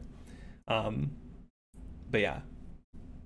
Just like Spotify have like an API that you could just kind of like make a little now playing on the bottom or something. Yeah, right, in your player card or something, or there's panel. Actually there's like the stuff that's Discord hooks a web into. thing. Yeah, well, there's like a web thing you can use with OBS to get like an overlay of what you're playing on Spotify, but you just link it to your web thing. So I don't know if you could like hook up Panorama to that, just kind of point there, and I don't know. Yeah, it's a that's another avenue. Is like, I think it's actually a Yeah. card for our website, Spotify connection. Of you connect your Spotify account, and then in game, if you're listening to any music, it could show up in your end panel or on your profile. Yeah, that'd be nice. Could do something small like that, but playing music, that's where we start to get into like DMCA level of Yeah. like, yeah, we're not gonna Yeah. we're not gonna perpetuate music piracy in the name of, if we actually want to get sued and not by ZeniMax, then yeah, we could do that. But yeah, so my chair keeps falling down. I hate it. I need a new one, or I need to lose weight. Either way, thank you, Resistance, for that question. We'll move on. But yeah, hopefully that answers that. Our next question is Paddy asking, are there any plans for a Momentum Mod app to check your stats and view other players' profiles? And also asking, what about a Discord bot? Discord bot would probably be a lot simpler. App would be fun to do, but yeah, it's definitely like a stretch thing. Yeah, we've discussed it And a there's little bit, other right? things like Because we do we use Angular for the Momentum website front end, and we could potentially look into like using like Ionic for instance, Ionic, yeah. Get a mobile site up that. I don't know how much it would get used, but yeah. I think it'd be pretty, like, I think it would be a good idea. Yeah. Just, if you have the dev effort for that, and probably doesn't really need any like game people working on it anyway. Right. Yeah, just like some web dev if they want to do it or something. Yeah. The Discord bot, we already have Momentum bot, so expanding Momentum bot to have some API requests for like tops of maps or something like that could absolutely be done. In fact, Hona was asking for the API like OAuth keys, and then ended up just rewriting the backend. So yeah, there will be that level of API for the Discord bot, and then Momentum. Yeah, you can like invite Momentum bot to your server, and we could like do that. The app Ionic is the best probably route for us to go. I think it's just better to have kind of like a, it's using the work we've already done as opposed to hiring another team to maintain another platform. It's just, all in one website kind of app and desktop, right? Kind of thing. So yeah, and it would be basically the site. So checking stats, viewing profiles, getting notifications, seeing notifications, stuff like that. Absolutely, we could do that. So, yeah. Any other input on that one? All right, we'll move on. And I think this is the last question. So, last but not least, Owie asking, or let's see, Owie is asking, I vaguely remember you saying you wouldn't support custom scripting for Momentum, but would you be interested in helping sourcemod developers getting sourcemod plugins to work with Momentum, or at least not try to stop them? I'm not sure about how to try stop them, but I don't help them. Go over to their house and give them no. Yeah, and just like coerce them. No. You don't want to. Yeah. I think like sourcemod, at least to me, is just kind of a way to get around the kind of inactivity of a lot of source games, where people want or need these things out of their custom servers. So they just have to use kind of this source mod thing where everything's like reverse engineered, I guess. Yep, and hooked and run on top of the game. Yeah, and then with that, it's just inherently not performant. But yeah, I mean, it's not too bad. I mean, it can handle 32 player or 64 player servers, but sorry. Yeah. But I mean, like, come to us if you want something that doesn't exist already. Like, we're pretty active. We will add it if it's not like antithetical to the game, or like just impossible. I don't know. Yeah. But yeah, that's just kind of how I see Also, it. Mm-hmm. I don't know a huge amount about like the internals of sourcemod, but I would assume that porting sourcemod to Momentum would be a very different task from porting sourcemod to a standard multiplayer source game. So, like, if Oh people yeah. wanted to put that effort in, then it would be a sort of odd way of doing it, trying to like directly port sourcemod over. I think when there's just so like much like internal difference between what sourcemod currently does and what Momentum's doing. So, Mhm. Yeah. Yeah. I mean, those you guys pretty much nailed it. Yeah. I see source mod as, oh shit, we have this multiplayer game that the devs are not going to be adding these kinds of things into. Um, so it's, in my opinion, we're not going to stop them, but we're going to, if you think about, implement the things that you would want to use source mod for. Yeah. If that makes Exactly. sense. So we'll have triggers, we'll have dedicated UI, source mod's not meant. And the other thing too is like, again, the way the game is structured, you're not playing with other people. So like the plugins and stuff, like it would only be local anyway, right? Like you'd be writing a plugin locally, Yeah. but it's just like if you want, like we can even expose hooks or something like that. Like we could do a better native implementation of these things. And it's not that I don't like source mod or anything like that. It's just it's Yeah. not applicable to this project. If that's like the better viewpoint to explain. Cuz it's like we have full control over everything, including where they would be hooking into. So like we could very easily add things that people want. Now, yeah, that's the only hook we don't have.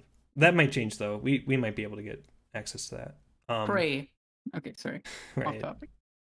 But it's like I don't see the use in using source mod when we will have fully customizable panorama UI with all different types of events and hooks that you can already do, right? There's some elements that we could just hide by default, and like you have to like enable some line to like show it in the game or something, right? Like it'll be commented out in the XML and you just uncomment it if you want that panel.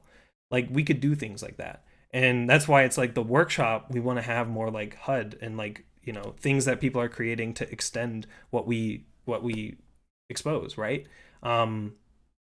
Again, we're not going to stop source mod. I think if any of the devs there want to try to hook into the game, they can.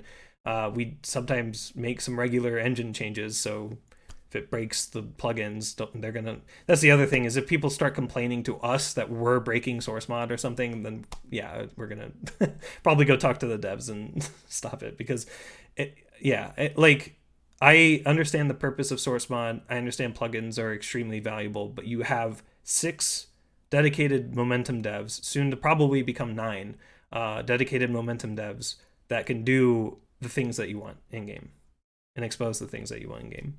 So you ideally should come to us instead of relying on a third-party plugin that's written by somebody else.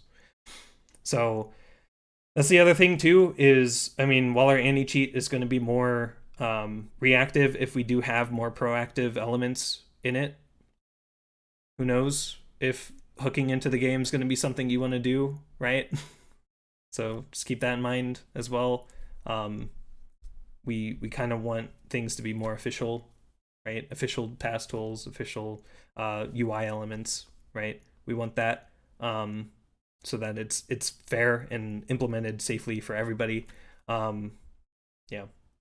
So, yep. Doesn't break when we. I just want to say that I'm like incredibly skeptical that even if you were to get some form of source mod working, though I think it would take a ton of changes to source mod, to then keep the existing plugins working without having to modify those plugins in some way. I think intuitively that just sounds implausible. Like you wouldn't be able to literally just drag and drop like an existing plugin that works in source mod and expect it to work in Momentum. Like how you'd go about structuring like the Momentum version of source mod to allow that is I don't know how you could possibly do that. You just have to update probably hooks mainly. I mean, it's unless we change the data that different our like model for multiplayer works, that like anything that too multiplayer related would just be completely it's a different beast, right?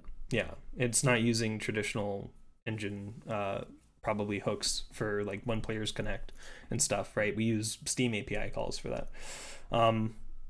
Yeah. So, yeah, we won't try to stop them if people keep coming to us about source mod breaking or something like that, or if people get banned or flagged as cheaters from using source mod or something like that. We won't help it, but yeah, the overall point here is just come to us and ask like for anything, bug fixes, feature requests, anything like that, because we want to have a platform everybody likes. Right? We don't. It's again, it isn't our goal to be the Gary's Mono movement. It's more just a catered, like finely tuned, selected, like source movement experience, right? So, yeah. Hopefully that helps. Sorry, if you hear like a vacuum, but anyway, the yeah. So hopefully that answers that. The other thing to keep in mind is that chaos script, who knows when that's going to be completed, but that is the P2C team wants to have that level of scripting in the game. So like what source mod would be hooking into would just be exposed via chaos script. We're most likely not going to expose a lot of it. We might toggle specific things we don't want off, but that's even if it finishes and gets implemented. But that would be kind of like the plugin level of like you could write your own scripts to do specific things on certain events. Yeah, it's like it's a finite combination of like exposing the right things that don't manipulate the game or could manipulate the game, right? So if we find the right thing, if it's mostly read-only data, right? Maybe, right? And then we also have Panorama, which is already a scripting layer on top of the game, right? It's running JavaScript on top of the game for the UI interaction stuff. So and that's very customizable. So people, yeah, actually do. I'm not sure how much we'll allow of that, but I think like people want to do like custom JavaScript stuff within their specific HUD, then they should be able to do that. You get an immense amount of control there over anything UI related. Yeah. My gay HUD is going to be amazing. Cannot wait. Yeah. So hopefully that answers that. I understand there's like, I'll leave it with, I understand there's a lot to be desired with having the level of customization that servers can have, right? You can get some unique gameplay experiences that none of us have ever anticipated from allowing, outright access to things like player movement. But we want things to be consistent. So like at the same time, it's like we don't want VScript in maps because we want things to be entities. And at the same time, we don't want like a thing that like a custom HUD or something that's popular, right? That adds an element that people really want. We want that in the game, right? Like so like that's the thing is like you have CSGO that's very limited. They don't really care about community. They care about upkeeping the esports integrity, right? Because that makes them a ton of money. And then like TF2, which is who knows at that point, like those levels of like, yeah, you aren't going to get developer support. So yeah, you have to use plugins here. You have to hook. And so, yeah. And just the difference of like, we aren't on these multiplayer models. We're a single player game. So it's not even like some of the hooks won't even really work the same way. They'd have to be completely custom made. But yeah. Just stay tuned, I guess. Like we'll see what chaos script ends up doing and like performance impacts of it and stuff like that, and we'll weigh whether or not we want it. But by default, we won't have it when it's implemented.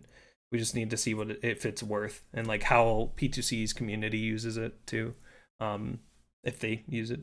So we'll see.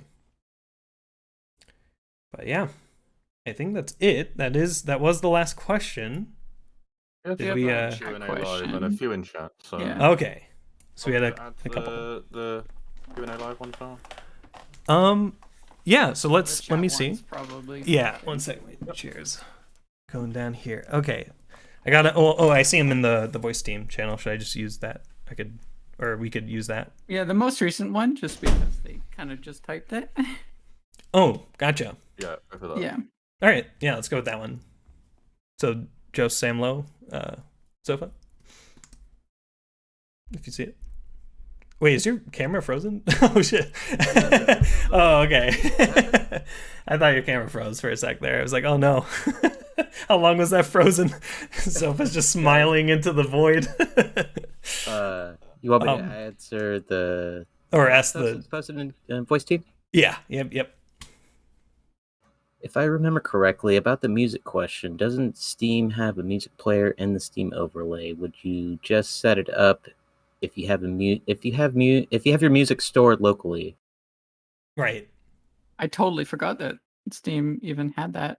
I didn't Yeah, know. I I thought use it that all only the time. played like MP3s. I thought it only played like soundtracks, but I guess you can play like local stuff from it. Mm-hmm. And then I don't know if there's like some good Steam API for it, then yeah, it's feasible. I don't know. I haven't looked at any of the like docs for it. And then another, I think, add on to that was QR asking what about something like Discord's listen along. So like I don't know how exactly listen along is hooked up. If it directly interfaces with Spotify or something like that, but we could. I mean, if it's something like a couple of API calls to like initiate the handshake or something, and Spotify handles like actually doing that handshake and playing the music, I think we could do something like that. We could expose that, and that would require both of you putting your your Spotify accounts onto your Momentum one, like linking it. I also don't know if it's a legal requirement for us to like prevent you from playing music if you have an open mic. I think that's just Discord trying to save themselves, but like, yeah, we'll see how that works actually. So, yeah. Music bot. Yeah. Are we gonna see that? We'll see, right? You invite Music Bot to your lobby and just jam out together. Yeah. Using Steam Audio's lovely compressed or Steam Voice's lovely. Well, I think it's actually using Celt now, or maybe Opus. It might be using Opus. I think Slidey confirmed it was using Opus. Okay. Anyway, so yeah, hopefully that answers that. Next question is by Flo asking, will there be something in game? Slides for it, by the way. So what now? I added them to the slides. Oh, you have to reload the presentation. Yeah, I'd have to reload it. Oh, okay. Yeah, it doesn't let me scroll over. Thank you, Google Slides, for not updating the presentation, I guess, while I'm presenting. Our next question is by Flo asking, will there be something in game by type workshop for maps, skins, etc.? And if not, then will there be a special section on the site where the maps will be? Yeah, where those skins and stuff. So this is tying in with the cosmetic side of things, right? So the custom like skins and models and things like that only have value if they are usable in like lobbies, like multiplayer. So we don't want to devalue our cosmetic system either. So skins and stuff might not be allowed other than locally, right? You can always locally override stuff if you want to have your cool skin or something, right? But like we when it comes to like showing it to other players, we want to use the cosmetic system for that, and that's going to be purely through our website. We will use the Steam API to like unlock items though, to keep track of it, so that way we don't have to store too much in our database other than just whether or not you have it. But then when it comes to maps, we will have an unofficial map like screen, like it's like the ranked maps and the unranked maps. So like as long as a map is completable, right, it should be able to be on our site. That's the main thing, right? So if you want to play an unfinished or broken or whatever map, you shouldn't really be uploading that to like workshop even too. So that's also going to probably be handled through our site there. So yeah, it's workshop. We still have to kind of figure out what we want workshop to be. Right now it's mainly just HUDs, custom HUDs, right? Because that's local only, and it can be pretty cool to see like what the community ends up making there. But or custom UI, right? But yeah, when it comes to like maps and like content and stuff like that, we want to kind of have more of a finite control over that to make our cosmetic system more worth it. Because otherwise, nobody's going to unlock cosmetics. They just go to the workshop and put everything on the workshop. So hopefully that answers that. Next question by CaWU asking, as for gimmick maps, as far as gimmick maps go, will they be tiered and give points to the same as non-gimmick maps? For instance, jump for Tusik? Virtuosic, yeah. Jump Virtuosic comes to mind for Rocket Jump, as it's a demo intended map where you just play DDR to move. Yeah, it's great, but technically it's rated tier 5, even though the actual rocket jump skills used aren't really tier 5. Right. Yeah, I see a lot of those like weird gimmicks are mostly on just trying to make like the off class run for it interesting, because it's usually not good. But yeah, with momentum, like the maps are made for the specific game mode. You don't have that weird thing in jump where you have to kind of intend your map for more than one game mode, which is it's quite strange. But yeah, Gorge. Yeah. It's a classic Gorge like gimmick to include for an off class. So to answer the main question though, will they be tiered and give points for the same as non-gimmick? If they are gimmick maps, they are going to be unranked, so they will not give rank points. They would give cosmetic XP for completion, sure. They could be tiered kind of however they want. Ideally, it's something that's measured based on just like the skill to execute if it's a gimmick, right? If it's really hard, if it's a really difficult gimmick to do, yeah, it'd probably be higher tier because it's going to be less completions because less people could do it. That's the main thing is like, yeah, gimmick maps like that. Yeah, kind of. It would be really fun to support as unofficial, so yeah. I think we missed one by PBJ, by the way. Oh, my bad. pbjpie wants to know, what will the learn indoor tutorial side of Momentum Mod look like? Is it more all-encompassing or more like a light overview of various movement modes? The learn, the two kind of learning aspects. The tutorial will be mode specific in the campaign. So when you start the surf campaign, you start off in the tutorial. Teaches basic things like how to board a ramp, how to kind of go along a ramp, things like that, how to air strafe. That'll kind of all be included into these tutorials on how to get going for the mode. As mode specific gets you geared for surf or bunny hop or rocket jump or sticky jump. The learn section is every mode, and it's focusing on specific teachable mechanics. So things like pogo, things like advanced ramp boarding, like how to kind of align yourself with a ramp or something better, like things that are teachable that could be applied to maps. So I kind of think of it as like teaching mechanics, because the mechanics can exist in maps and be tagged in the map tags. And so what we can do is tie the learn section when you do a mechanic to maps that have that map tag. So then when you do Air Pogo Advanced 3 or whatever, right? Whatever we name them, you could look at tier 3 and up Pogo, inclusive maps. Things like that have the mechanics that you just learned that you can go and apply on, right? And so I think that's really valuable, tying, what you learn to what you can apply towards, because that's going to, like, we don't want to teach pointless, like, oh, only 2 maps use this sort of thing. We want to teach general, movement tech that could be like memorized or executed on in actual official maps too.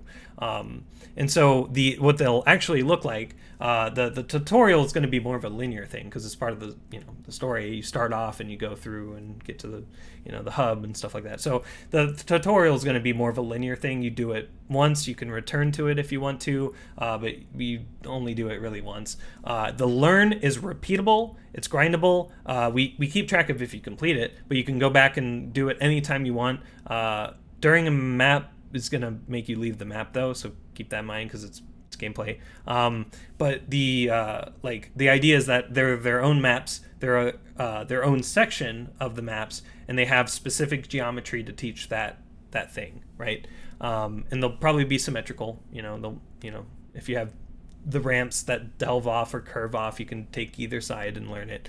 And the learn section there is just kind of you have a goal, right? It's not really a time-based goal. We could have the timer maybe play a part and complete it in 20 seconds or something as part of the advanced or something. But the goal would overall be to just complete the training there. So it's going to be just a map that has just the specific target in mind. You go and beat it, and then you kind of get a pop-up screen saying you did it. You can look at the other techniques. We can pop open that, show you the other techniques you can work on, or you can go back to main menu or something like that. So it's going to be kind of their own little nuggets of gameplay. These little BSPs that could be subsectioned, and we could have a system in place that puts you in the right spot on spawn.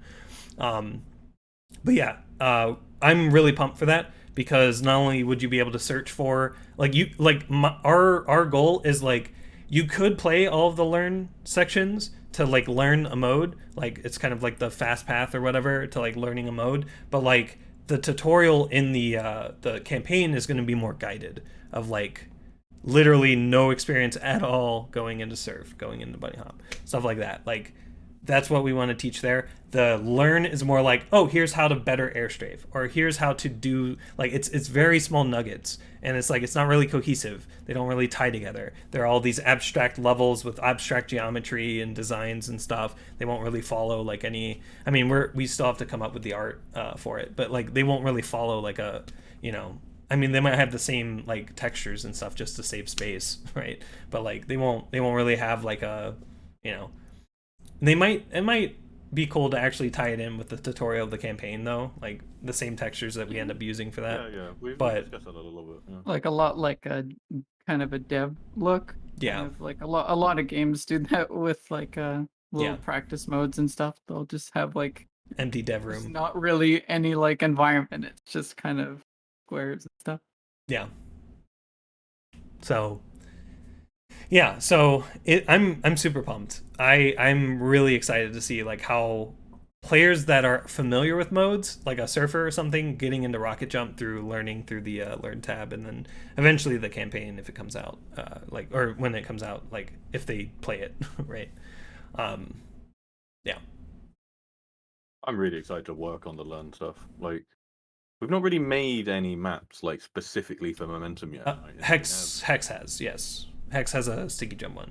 That's just a little bit of proto. And there are a couple, right? But stuff that is in the game yet, no. That represents the sort of mapping direction of the whole team. Yeah. Yeah. We've not really done that yet, and the learn section is probably going to be the first time we really do that. So yeah, it's going to be really fun. All right, so now back to I think. Oh wait, I think that's it. Yeah, that was it. I accidentally skipped PBJ, but we just finished answering that. Back. Yeah. But hopefully that answers that, PBJ. But yeah. Oh, is it PB and J pie? I think peanut butter and jelly pie. Interesting. We'll get our best men on this. Okay, yeah, so that's the end of the Q&A section. We could go into playing momentum, kind of chilling out, taking questions as people probably pop in or and ask them. So that's that. So I guess let's get on over to some gameplay stuff. So shoop. We'll be right back. Yeah. Oh yeah, I forgot I was on this branch. I guess I could talk about the map selector progress because it's already on screen. Yeah, so let me get out of the Q&A there. Okay, so yeah, just kind of talking about what I've been working on. So now that we're pretty much focusing purely on implementing Panorama, all of the devs have switched over to it. So now we're on Panorama as devs, and we're going to be implementing the UI that we need for it. So Yeah, just a couple of things, right? The settings, you can now change like the light and back. You can turn on and off the video. So if you don't like the moving or it gets you motion sick, you can turn it off. You can change the theme of it to turn it on and off. Yeah, you can still search, right? So, ghost body right there brings you to your setting. We have this working now. You can actually see your body. And then I think that, it changes there. Whoa, this rotational thing is... I think we need to turn off yaw rotations, but okay, anyway. Yeah, pretty good. So that's still there. We added the ability to like disable specific controls based on convars. Valve didn't have that, so that might actually be something we could upstream to Valve if they want it. Because I think even CSGO's settings doesn't disable based on convar. Like if you turn on or off mouse accel. Like I don't know if the slider is even there. Anyway, yeah, so we're all there. Like the learn section, it's coming soon. You'll see this in 091 and stuff. Like not the implementation, but like you'll see this literal screen that I'm showing right now. Shop, inventory, it's all coming soon. These aren't needed right now. We'll implement it closer to 0.12.0. And then the map selectors. So ignore the background. These are stock images. There's the wonderful website called Lorem Pixum. Let me link it in chat. If you ever need sample photos, you can use this. But what were you saying, Tom? Just as a team showcase, you can see sort of what we're aiming for with a map selector. You have to scroll up a little bit. Where's the Traz's post? I could link it, I guess. That might actually be out of date. Let me see. Actually, might a little bit. We could check the little thingy guy. Whatchamacallit? What do we use for UI now? Oh yeah, Zeppelin. So let me I guess get Traz has been doing some amazing work on mock-ups lately, by the way. He's been really getting a ton of stuff done. Let me get this. I should have probably prepared a little more for this.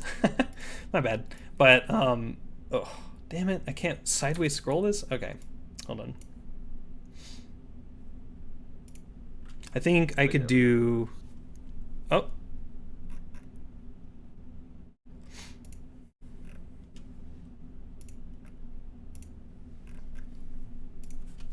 think I can put it in I have an idea. I have a crazy idea. It might just work.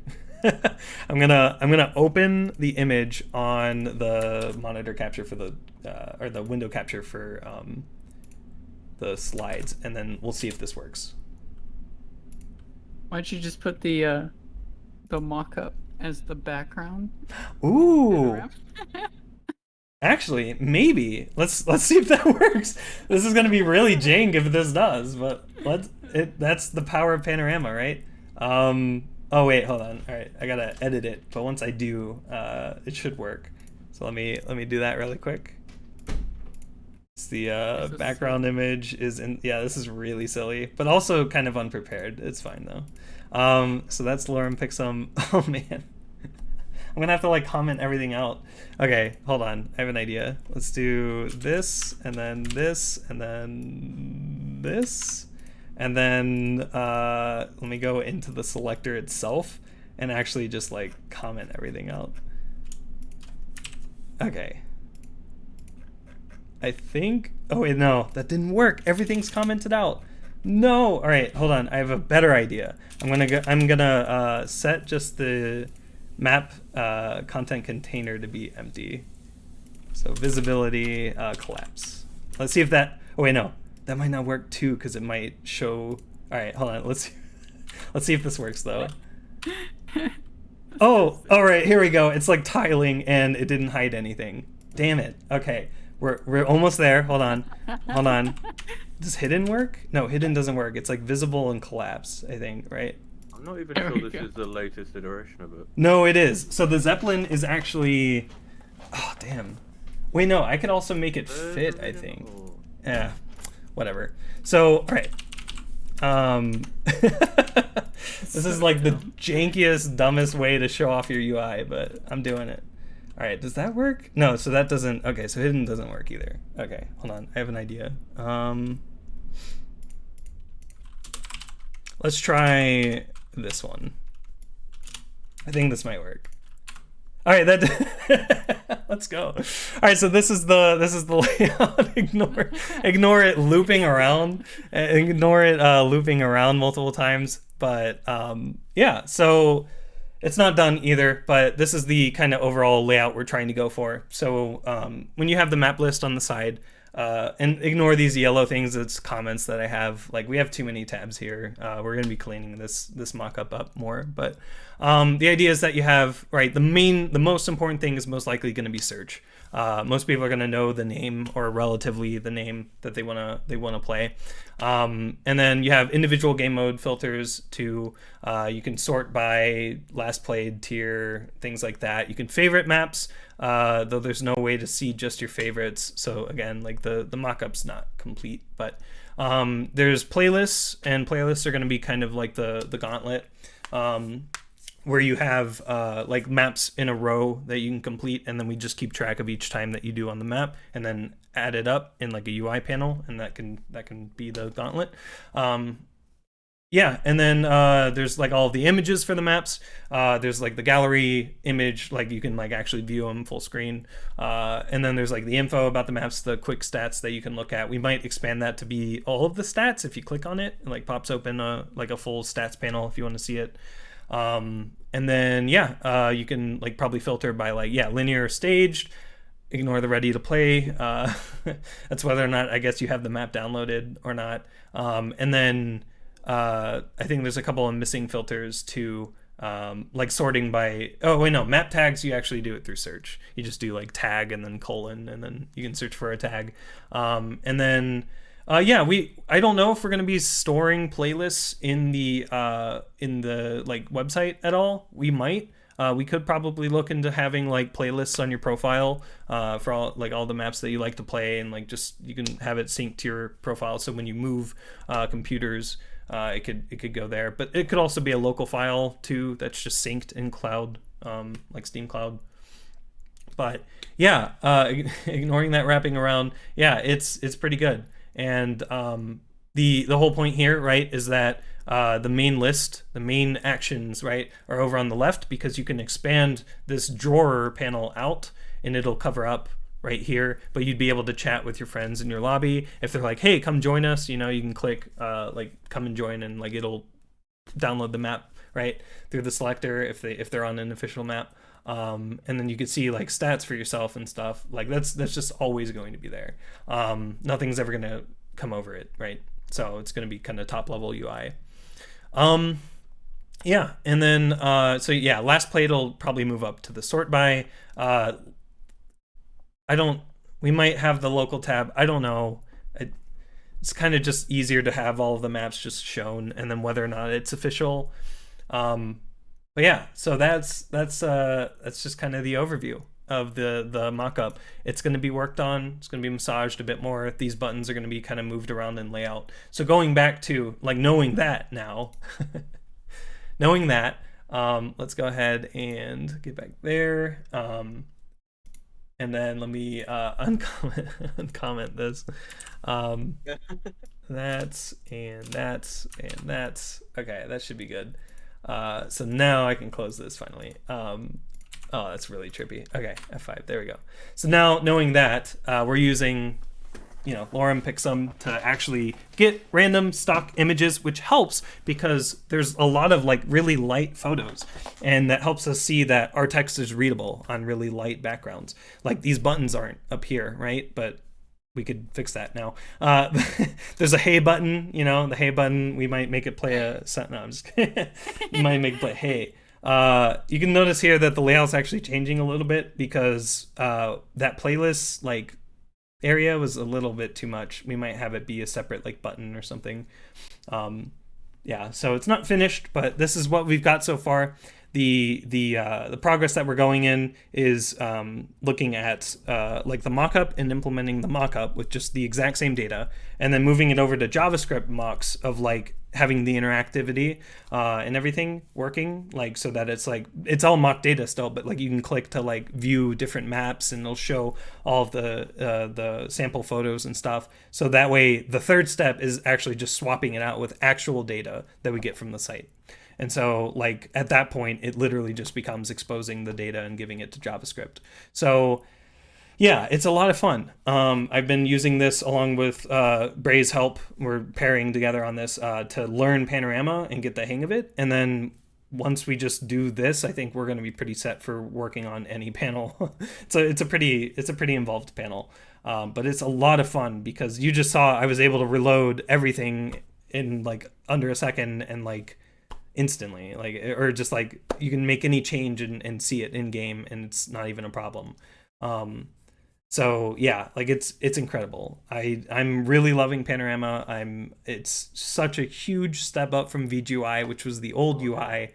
Yeah, which I could boot that on. It's the play buttons down here and stuff. Yeah, so we're approaching a much more modern. It's one of UI. the things where like whenever I do boot the game in VGUI now, like you've noted just how shockingly bad it looks. Like, right? It was so good for 2004, but but then it's just like any year since then, right? So you could do a lot with VGUI, but it's Panorama is just leagues. So future-proof just as like well, leagues right? ahead. Gradient on buttons and stuff is just Right? so subtle, but it like adds a lot. Yeah. We're not doing super fancy stuff with animations yet. There's a little bit. No. Yeah. But with the phone, if you like search for a thing and then scroll over it, like I did in the settings menu, I did like a nice little animation for that. Yeah. It's basically you get just your same amount of control with animation that you do in regular CSS free. So you can animate transforms and all sorts of like weird 3D stuff. So it's super powerful. Yeah. And yeah, really fun to develop for. So expect to see more progress updates. We're trying to do daily progress updates on the dev team, which if we have photos that don't show code or anything, we could share with you guys in the Discord. So if you're not in the Momentum Discord or you don't visit it a lot, check it out some more. Yeah. So we'll I can't browse for any maps. All I have is fucking Ahop Easy, which is a plant apparently. No, but the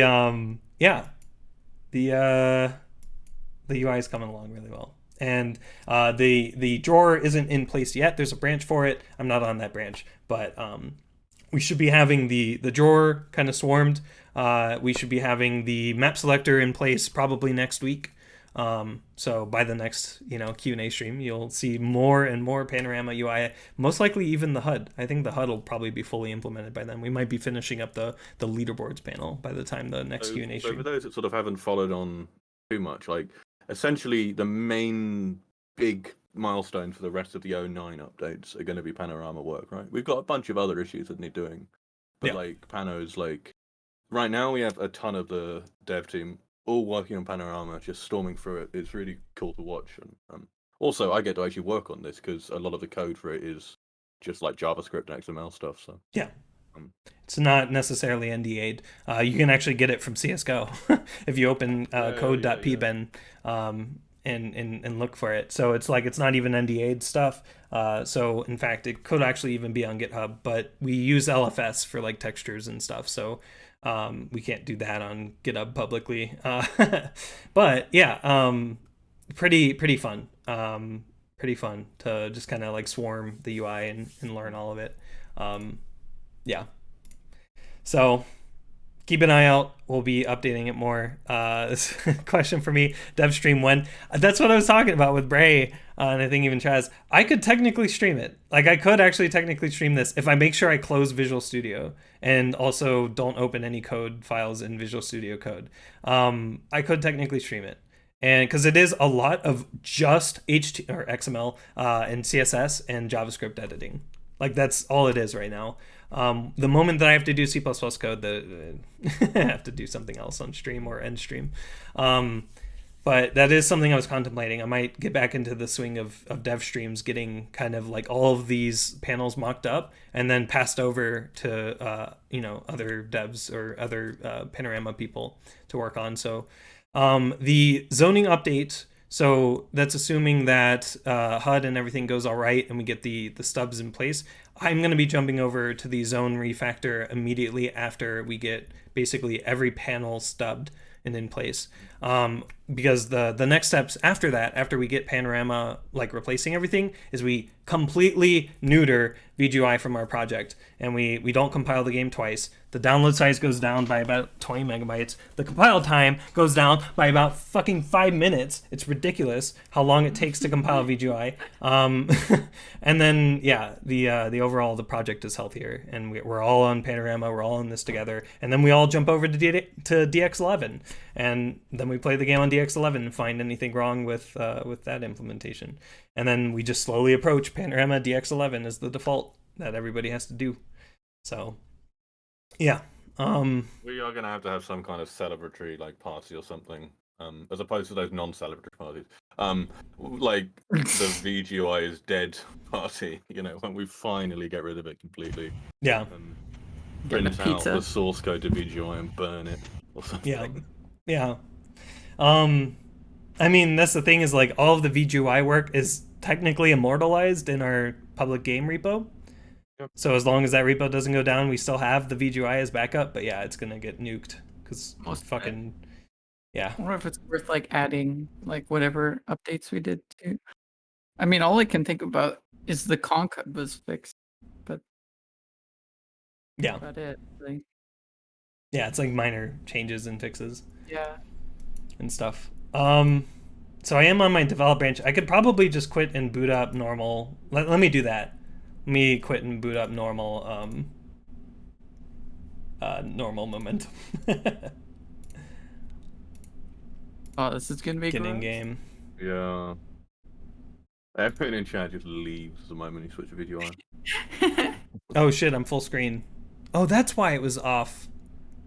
Damn. Okay, so that's gonna be huge. Okay, whoops. What? I do window development, but I'm full screen for my public or my yeah, same release. But yeah. Got a friends only lobby open if anyone wants to join. Cool. Can you invite in the voice team channel?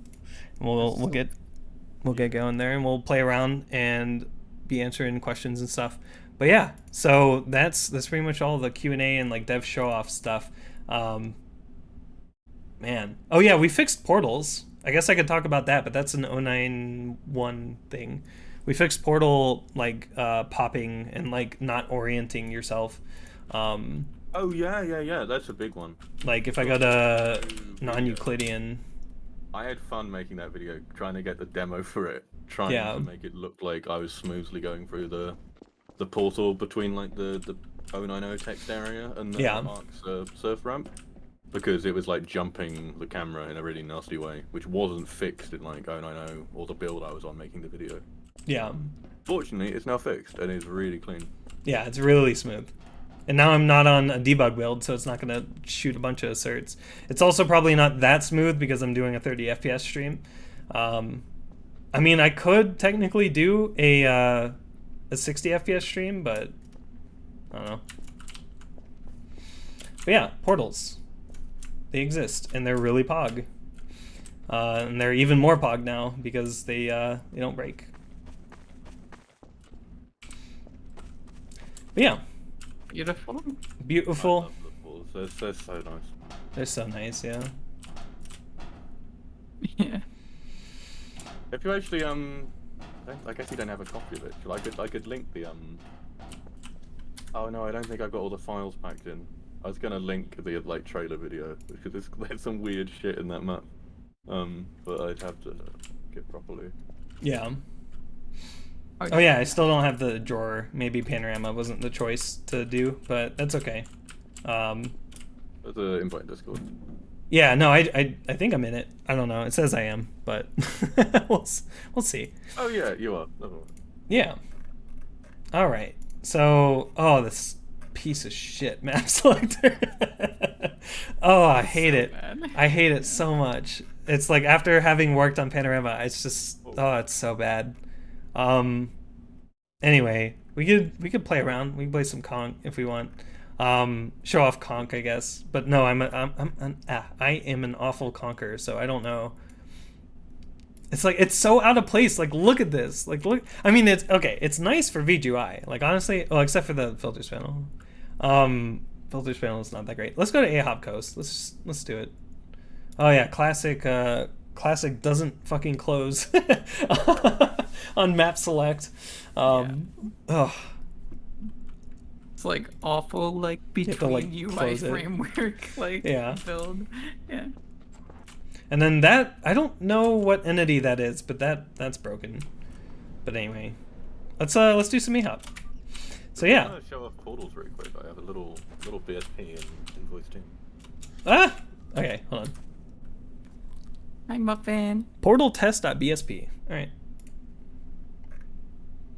Not that folder. Hold on, let me get the right folder. We were sitting in voice when I was making this, and I was like asking people like what they thought would happen on this map. Oh God, I don't have the mask stencil. Oh, that. It will be slightly round, yeah. Yeah, that's okay. It looks even more insane with the. I should do a PR for that actually, where we just remove the default mask thing. Is it packed? Does it use a custom texture? It's not a custom texture. Oh my God. Oh wait, it's different for you. It is different for me. The hell? Oh wait. Buff thing maybe? Or... Yeah, probably. Oh yeah, turn off fast. Oh, there we go. Yeah, this is a dog lover's hell. This is a single room. This Yeah. is one completely like square, hollowed out room. Yeah. With a portal on. You think of it in like cardinal direction. So like, there's a portal on the north wall that connects to the south wall, and then a portal on the east wall that connects to the west wall. So you're never actually seeing the walls. And the walls in fact are no draw. So it's sealed, but they're no draws. Yeah. Oh my God. So this is the fact that this renders is incredible. Like it really goes to show like how clever How they did what the portal rendering is, which is a really good series on YouTube explaining it. Or they have explained it on. Looks like It starts to like curve up as you approach the wall, though. Yeah. Damn. But it runs really well. Like I'm not lagging at all, which is incredible. But that's just the optimization. Yeah, I did. And here's netgraph. Just off by default. Yeah, I'm getting like 300 FPS. Though to be fair, I am on a 2080 Ti, so. Yeah. I wasn't noticing any FPS drop whatsoever from this. Which is... It's incredible. That's just the power of like taking a texture and multiplying it like all the way down, and then that looks like no draw. Oh my God. But in fact, like I'd love to like know more about like the mathematics of it, like what points are mapped to where. Why is it like, circular? The curvature and like it's like the diagonals are the weirdest, right? Because it sort of tends to infinity at like all these strange angles. Yeah. Does it go down if you look? Oh, it does. What the fuck? That's insane. It's like a tunneling thing. Oh my goodness. Conc into it. Throw a conc into it? Alright, hold on. Why not try that actually, or a rocket, just see what. Impulse. That's right. Alright, here we go. Oh no! Oh, the game's gonna fucking explode! Look at him go though! Oh, it died. It wasn't like aligned. Hold on, I gotta get like lined up. Hold on. This isn't, it's very... Oh my God. That's nuts. Slowly going up. Oh, there it goes. It hits. Yeah, and then let's drop that and do give weapon. All right, that's not a conc. Oh, what? Wait, what? Wait, is it?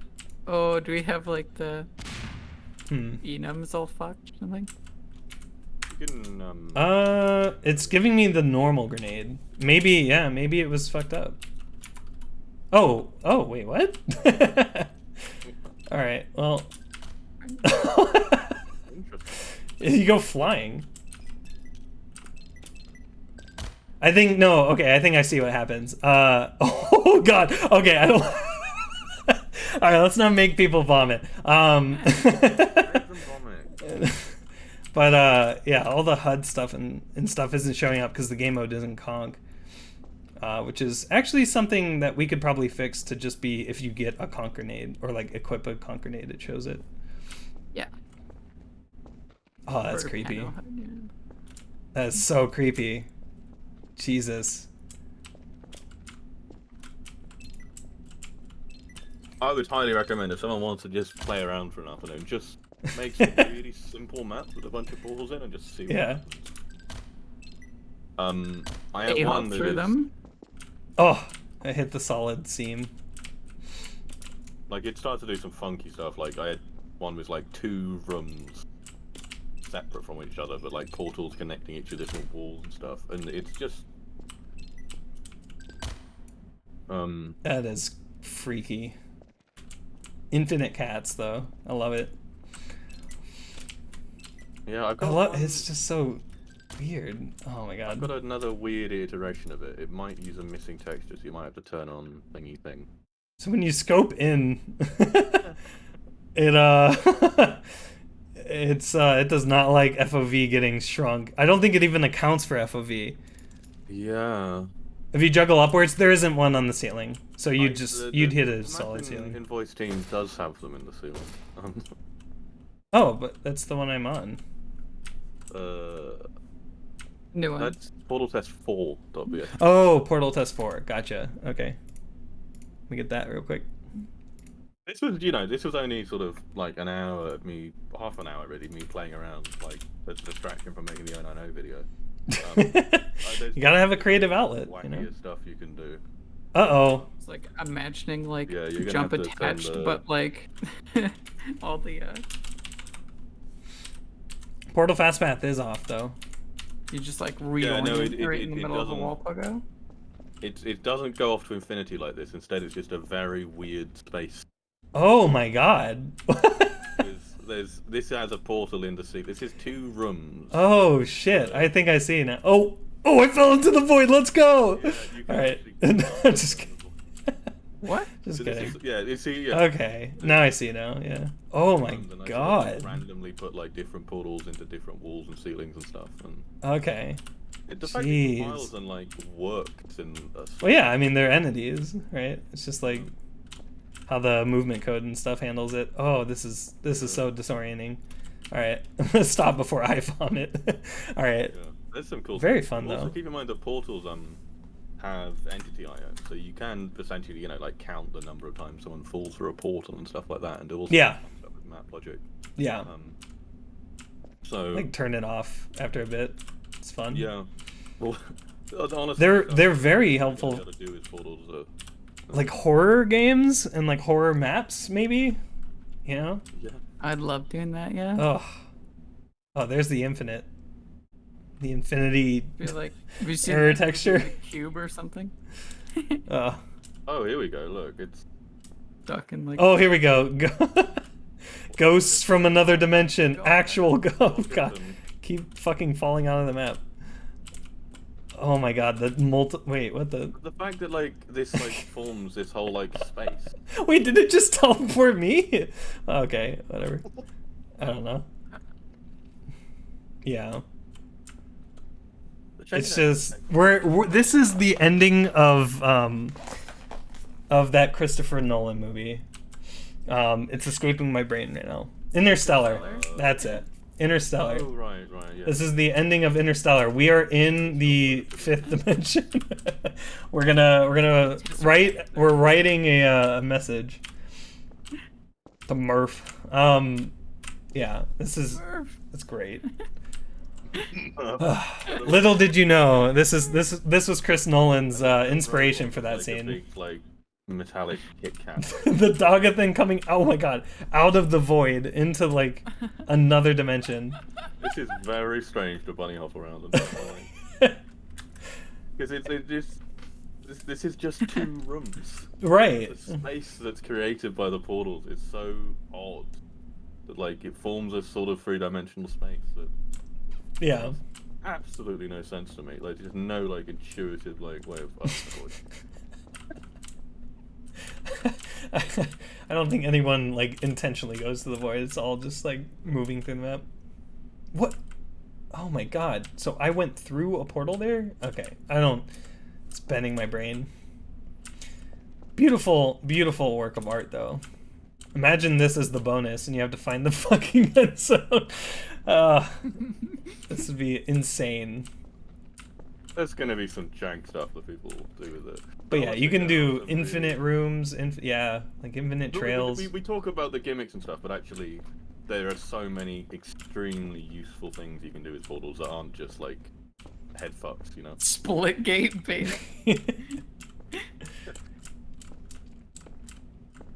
Yeah. You can't even void. throw grenades through split gates, can you? And yeah, the fact they are stable, but like doing stuff like this doesn't like inexplicably crash the game, right? It's just. Oh god, where did it go? I don't even know where that rocket went. Are these rockets showing up for you at all? Oh. Whoa. Okay. Yeah. Oh jeez. Okay. Oh, you could play like imagine multiplayer Portal where it's like you shoot through like across the map. The player models get really fucky, don't they? I'm Yeah. seeing, like multiple of your player models. Right? That's crazy. Oh. Yeah. Oh, here we go. We got the Concs. Where am I going? I'm in the void. Oh my. Yeah, I'm in the void too. If only there wasn't a void, you could just rocket jump forever. Yeah. Oh. It's almost as if I didn't put that much time into this map. Yeah, that too. Anyway, yeah, we are extremely excited to see what mappers do with these. Obviously, they have limitations. This is like a portal on literally every plane ever, and this is it's rendering well, sort of, but Don't make this. Don't submit this. yeah. Please don't submit this. Don't kill our map review And teams. again, like if you want to do some fun stuff in in bonuses especially, and like just.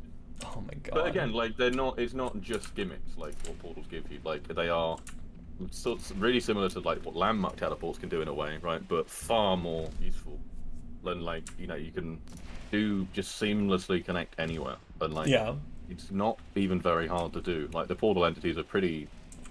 I had to like figure out the portal stuff to make the 090 map. It's like making like a check mark.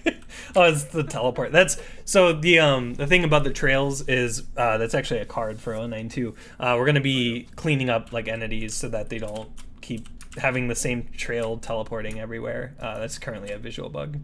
You just killed the previous trail or something. So the reason why portals are circular is because the way that portals are usually rendered are in the oval, right? And when you have two portals, like one on a wall or like one behind you and you're standing in front of a portal and then you shoot another portal in front of you, you have the infinite hall of mirrors. If I go back to that portal test map, it shows it really well. The infinite hall of mirrors, right? So the thing is like those are typically ovals, right? So technically, right, if I pause, this part right here doesn't need to actually render because it's normally inside the oval, right? But the portal itself is rectangular, as Portal 1 speedruns have shown you. This is all this is caused by is just a mask texture. Yeah, it's just a mask texture. Version, I've removed the mask, or like it's just the mask is just completely white, I think, right? So yeah, I should actually PR that in soon. Yeah, so we can get rid of this. Yeah. And then we're going to actually allow mappers to specify a specific one for a specific portal. Absolutely, yeah. So you can have a specific mask texture it uses for rendering that specific portal. I think that's possible. All you should need to do is pack a different mask that will then that takes priority right in the load order. So. No, it's going to be specified in the entity. Oh. So you just specify the material, just like you would for like a decal or something, right? Like so we'll have that.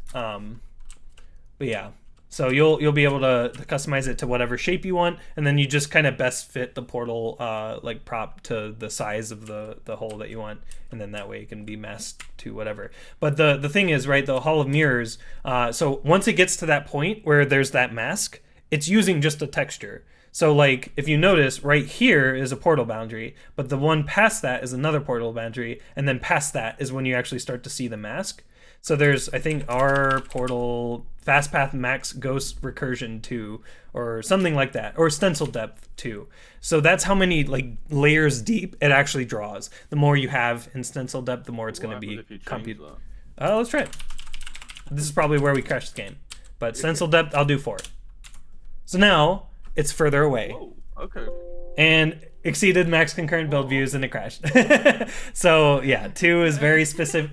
2 is very specifically chosen. To be fair, that was worst case scenario, the map. So yeah, yeah. So that was kind of to be expected, but yeah. So like it only renders 2 views deep and then just uses a texture of that view for the rest of the times it would render that stencil. So it goes to basically infinity until I guess the texture is really small. They have a talk about how it's like actually done. They've explained all of it, right? Because the two guys that did most of the work on it, right, were hired by Valve straight out of like college or something. Well, the team, Kim Swizzle, or Kim Swift. That's right. I keep calling her K Swizzle.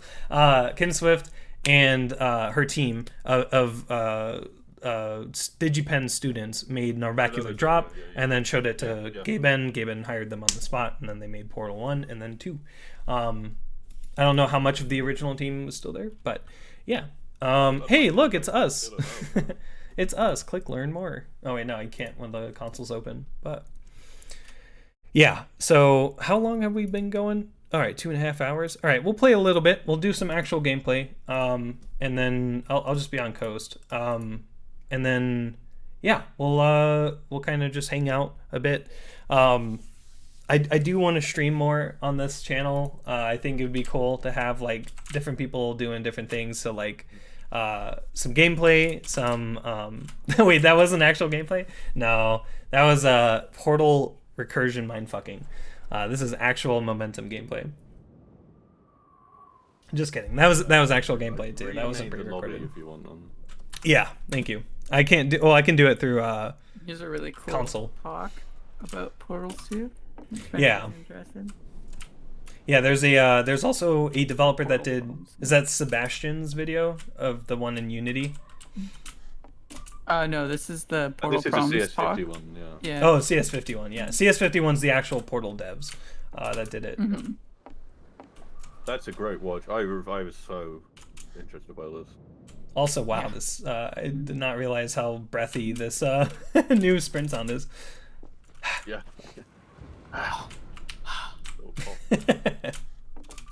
Yeah, I'm not sure if I like that more than the Half-Life 2 one. It's actually like terrifying. Yeah, no, I think we might keep that. Oh, this probably looks like garbage at 30 FPS, by the way. I'm sorry about that.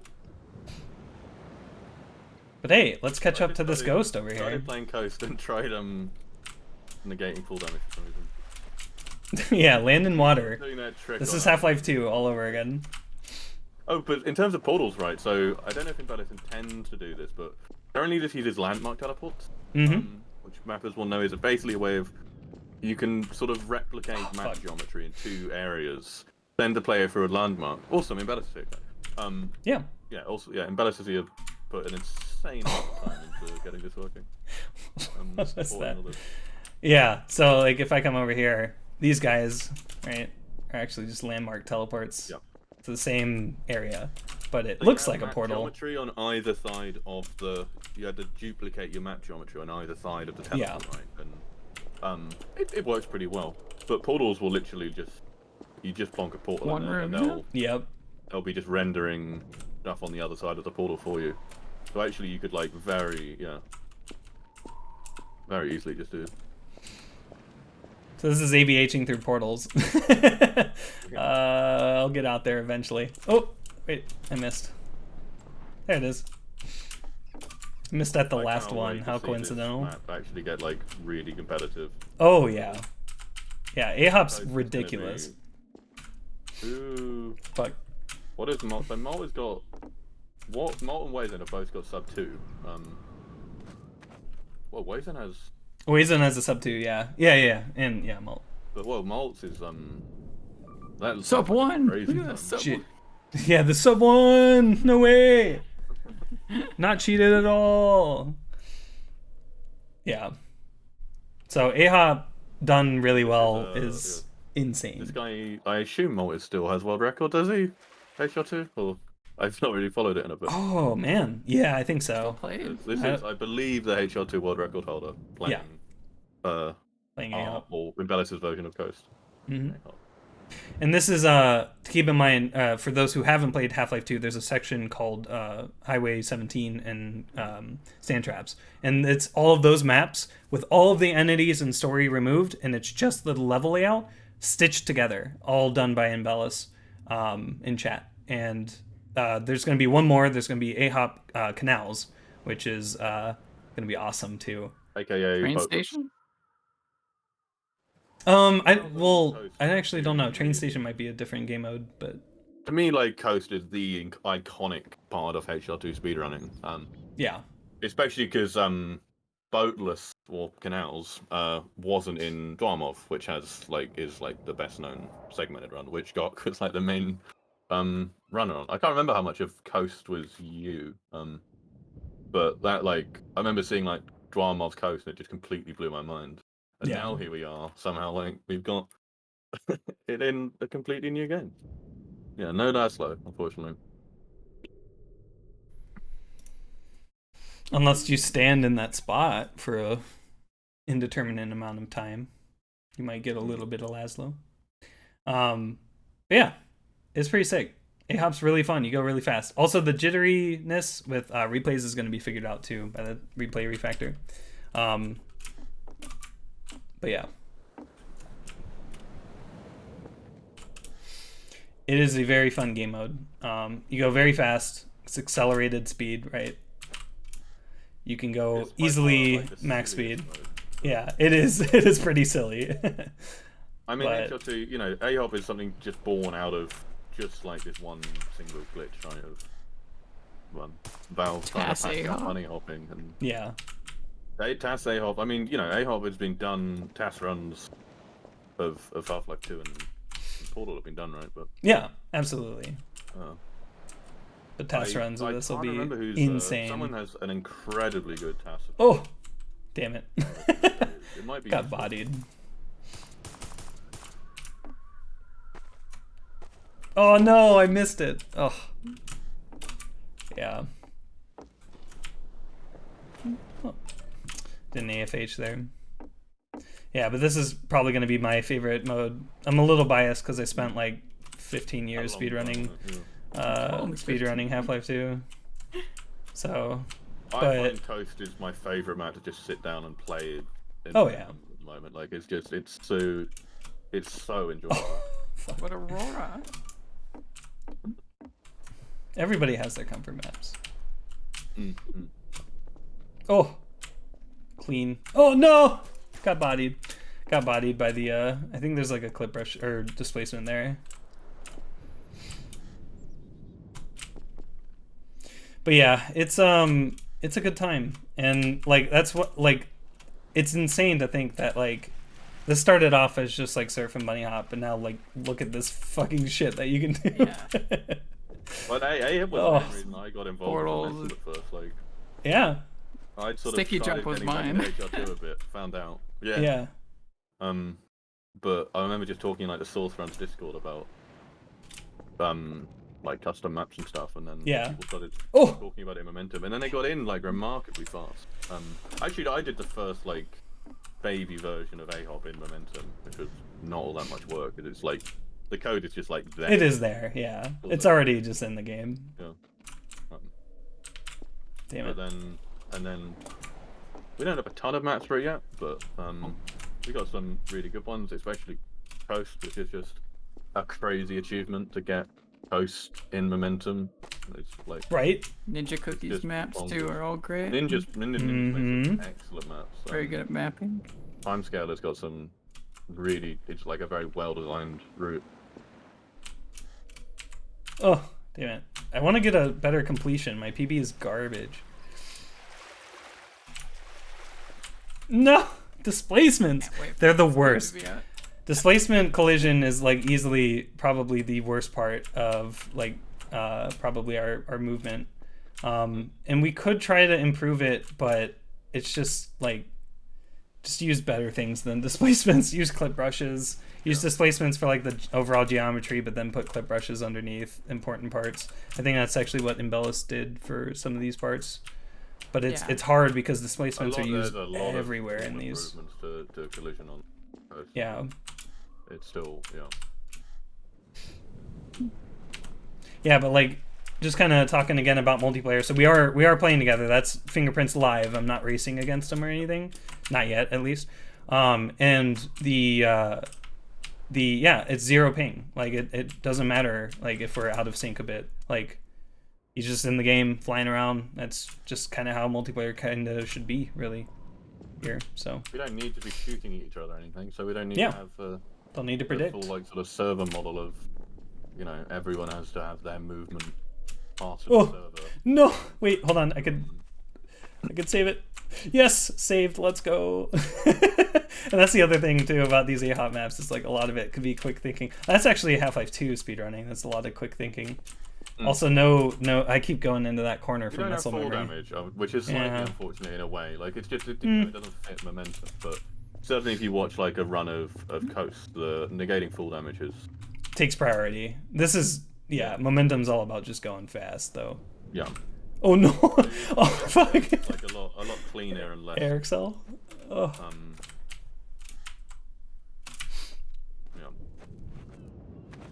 Yeah. So momentum's runs are going to be way more clean. Just kind of landing directly in the tunnel versus ramping off of that to like save a bit of like health or whatever. Like this is, you don't have to worry about it here. Good old spiky tree. Don't know why the tree doesn't. Oh no! Why? Oh fuck! I hate that so much. Ugh, like overshooting it. All right, there we go. We're good. This one's a bit awkward because of the level layout. It has to transition this way, so you have to come down here, which is okay. It's probably not that intuitive for a new player, though. I'll let people discover the Mazlli Easter egg for themselves. There's a lot of blood, though, back there. Ooh, we're gonna bounce. This is stage 8 or stage 7? Stage 8, I lose track. This is stage 8 I'm on right now, yeah. It's probably my favorite map in HR2 speedrunning, and it's pretty similar in momentum. Like, it's such a... Like the... Displacements, map, I love them. And then, this level with... Oh, what was that bounce? That was sick. I like just rebounded off of that. Yeah, we don't have SMG in H. Oh, damn it. Alright, whatever. Let's try from over here. I find, the last section a lot harder than Half-Life 2. Yeah. Without the SMG in H. Yeah. Typical strat would be... Because you need to... Shark through the water and then do a spicy need jump. Unhop. Or uncrouch hop that. And then you end in the tunnels, and there you go. That was not a PB, unfortunately. Or you can go again, or you can go back to the lobby. And now you can go again. Yeah. It's fun. I strongly recommend people learn Ahop because you will have a blast once you get the hang of it. It's really confusing at first, but luckily, actually, Embellis thought of that and put these lovely cards that kind of talk about the aspects. Learn section. These will be in the learn section. So yeah, when you notice if I jump, I duck automatically. I'm only pressing space here. But yeah, there's like how to circle strafe. We'll have some learns about those. We'll have, how to AFH, how to ASH, how to ABH. It's all there. Ahop's interesting because there's got a lot of sort of personality to Ahop movement. Like a lot of different runners will have preferences to like how much they side hop or forward hop or back hop. Which is like a lot of different runners, a lot of sort of personality to that movement, which I really love. Can't wait for somebody to learn just ABH and just use ABH. Like, Well, I mean, back in the day, people used ABH a ton. Yeah. I guess a lot of ASH as well, but like... No, it was like ABH mainly. Sort of 14-ish, right? Yeah. Until... It's all setups. All ABH setups. Yeah. So Maxim came along and showed everyone how to do it. Oh, Olga. Yeah, I love Maxim. He's been doing a lot of Conc actually. yeah. So he used to do some of the. I think he has So a top good at 10. Conc. Oh no, he doesn't. Fair. He doesn't have a top 10. Maybe the 2 cheated times bumped him out, but I thought he did a coast run. Please play Conc. Revolutionized a lot of movement within HR2 runs, which is super cool because people started to actually use AFH and like realize how strong it was, and that circle strafing is incredibly powerful. It's just all about consistency and overall skill level. It just increased, and it's I mean, it comes with age, right? Like if you look at like old CSS Bhop versus nowadays what people are fucking pulling off like Forest, oh, it's insane. The level of improvement and just overall like skill that's involved nowadays, and then just all the resources, you know. And that's what I'm hoping, like things like Momentum get people into these things to like better their like overall replay of any run, right? Yeah, right. So like I can watch ninth place. Let's see it. Obviously, like replay bots on servers are pretty decent, but all right, awful start.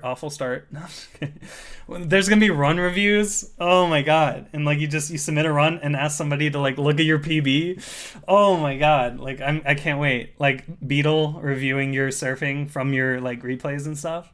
You don't even have to like do it live for him. Oh, you know, stuff like that. Of surfer or whatever.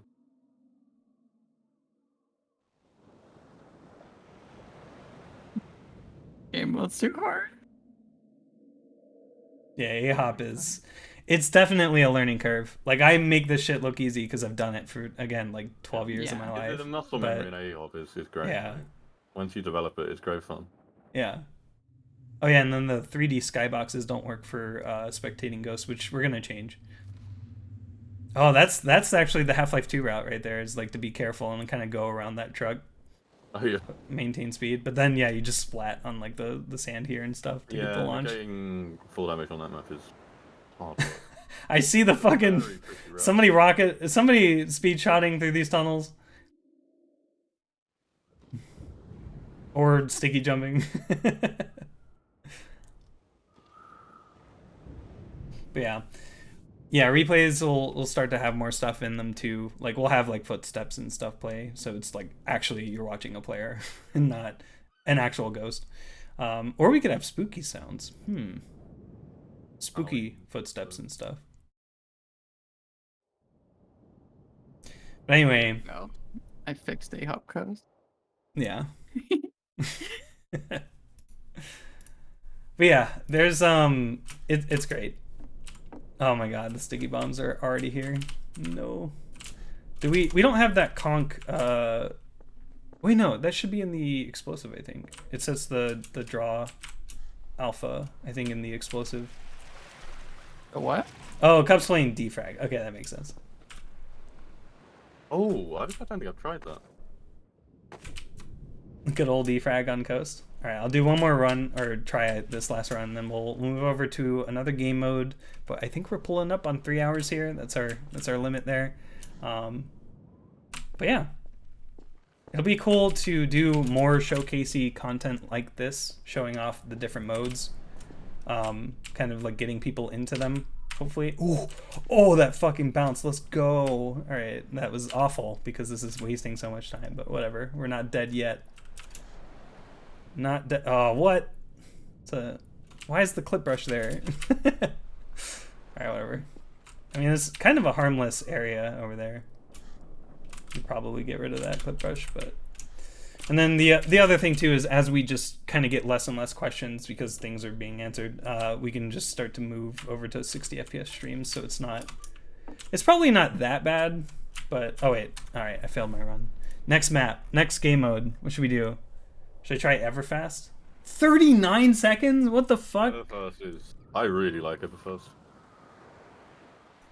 Let's try it out. Did we fix the slide thingies and... We get Rio's fix it yet, I can't remember.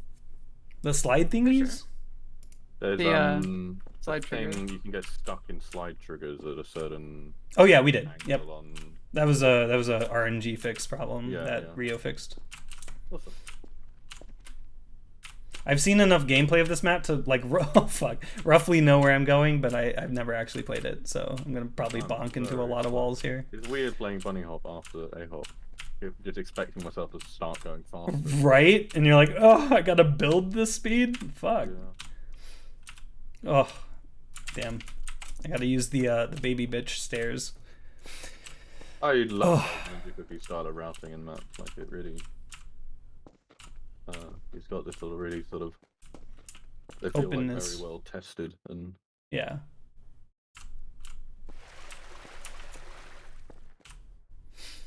Oh, no! Fuck. Okay, I'll restart. I can't lose that much speed. That's gonna be embarrassing for my first run. But that's the other thing too. Like we gotta promote people to at least like finish the maps if they are just like learning them or something. Oh, okay, we did it. We have the speed. We have the tech. We have the speed. Let's go. All right. Now this is a much better run start than that last one. That last one was dog doo-doo. I'm not also the best bunny hopper. The main thing, right, is I'm making this game to play it. So like I don't really do this frequently. Yeah. Oh, I nailed it. Oh no, I forgot that was over there. Oh, not enough speed. Damn it. I was supposed to get on that. That's fine though. Oh, fuck. Okay, well, bring it back. We'll get it. Glock fight with Cup over here. Yeah, yeah. Oh shit. Well, interesting. Those are stairs, not a slope. Okay, that's good to know for next run. Smile. Smile. All right, I've caught up. I've caught up. I'm gonna overtake. I'm gonna overtake. Oh my god. Gotta find the hidden duck. Oh shit, that's right. No, I didn't overtake. He's too fast. There's my run there though. Good ol', there it is. Yeah, by the way, this panel is supposed to show you stats, but for some reason VGUI is dog shit, so it doesn't. Wait, But yeah. VGUI is bad? Really? Really? Yeah. Really? Yeah. After, you know what? I'm gonna say something bold. VGUI bad.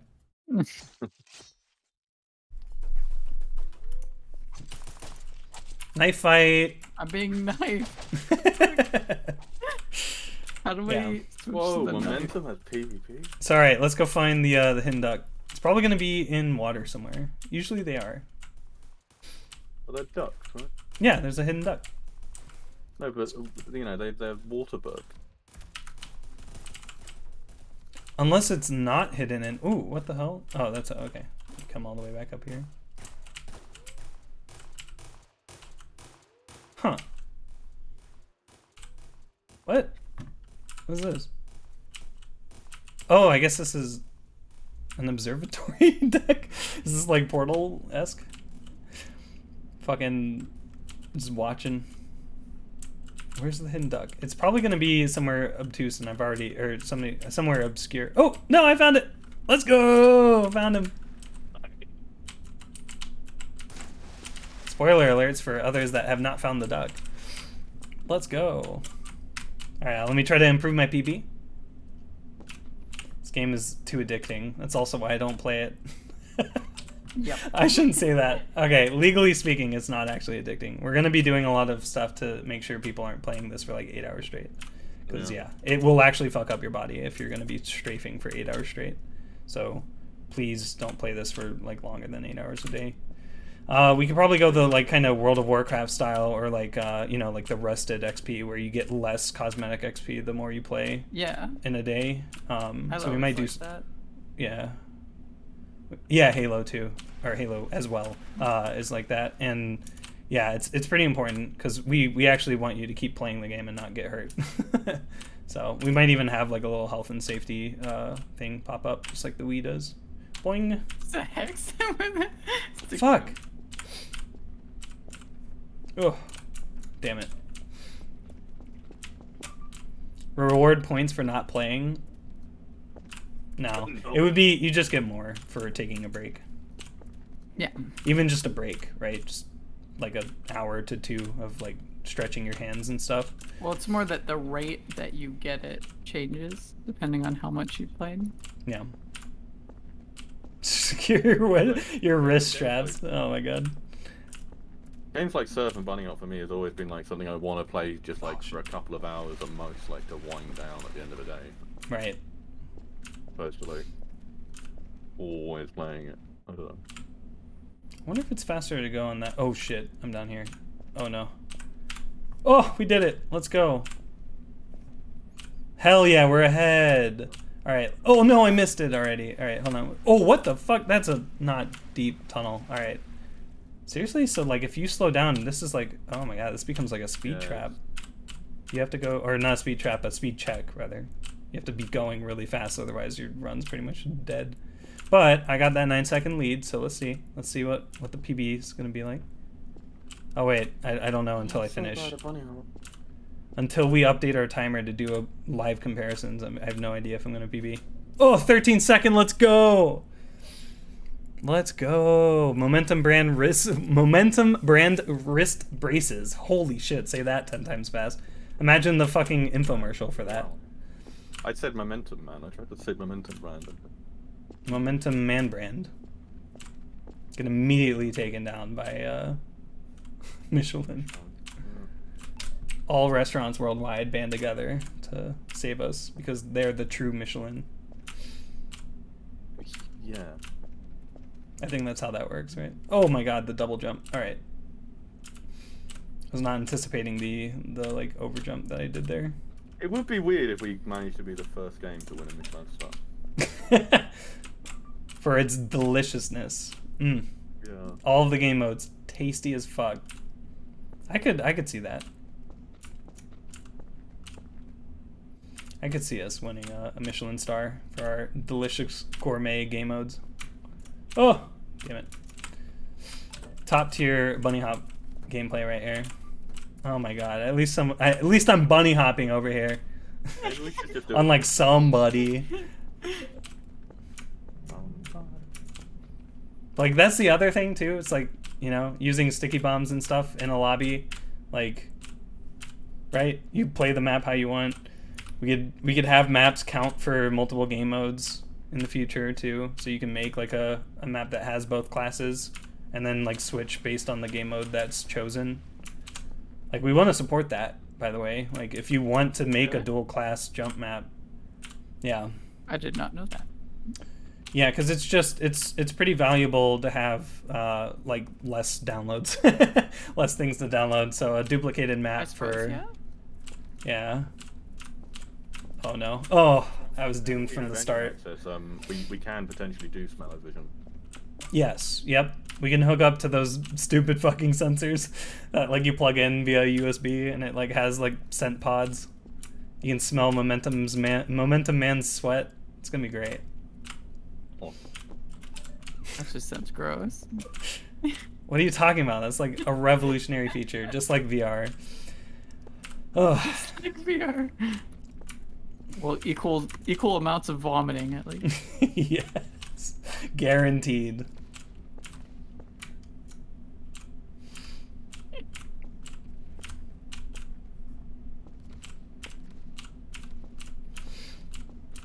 Momentum bathwater merch. I mean, we have to ask Mr. Momentum Man when he's gonna take a bath. It might be a while from now. He doesn't wash very much. Yeah, he's sweaty in all meanings of the word. All meanings of the word, he's a sweat. So all 2 meanings of the word sweat. No, my speed. No, we don't plan on doing VR support in any capacity, as far as I know. Yeah, that was a previous Q&A stream answer as well. It's just, yeah, it's just too much motion vomiting, like sickness stuff. We don't want to deal with that. Also, this might be, oh shit, I'm 7 behind. Fuck. Okay, can I pull it off? My sync is on point. I feel like generally, like with VR, like VR games that are made for VR, like in mind, are always just so much better than like some like gut VR ports of rank 40. Oh, I almost got Trying to ban 40 sub people. one. No, I'm just kidding. Sticky jump. Sub 1 with sticky. You just triple everywhere. Oh well. I see all the sticky explosions from it. Like that's the other thing too, is like if a off game mode, like oh shit, I made it. If an off game mode works really well, we could actually make a leaderboard for it using that system, right? Because the leaderboard is like all that really exists out of, like the map is like just pointed to it. So you would have the leaderboards be pretty much global for that mode. Right behind me. Oh, I'm coming. I'm coming for you. I know the strat. I'll try to improve it one more time, and then we'll probably call it. It's a good amount of showcasing. Yeah, this is definitely a Vice map. Oh, Maybe a damn camper. it. This is genuinely becoming like one of my favorite Bunny Hop maps, like that I played recently. His maps are so, or their maps are so great. The slides feel great. Yeah. And it's just like very nice, like height control, like the level, like layering at different Yeah. brushes at different height, make it really. It's not too awkward in most situations, luckily. Oh, damn it! Like that one. We added another Ninja Cookie map recently as well, which I forget what it's called, but it's great, and I think Rio has an insane world record on it. Oh, recharge. Recharge, that's it, yeah. Yep. Bhop recharge. We got we got a couple of Ninjas maps and a couple of Traz's maps, both of which Oh yeah. Bhop Old School. Perspective. Perspective's pretty good. Old School is top tier map in my opinion. Really fun.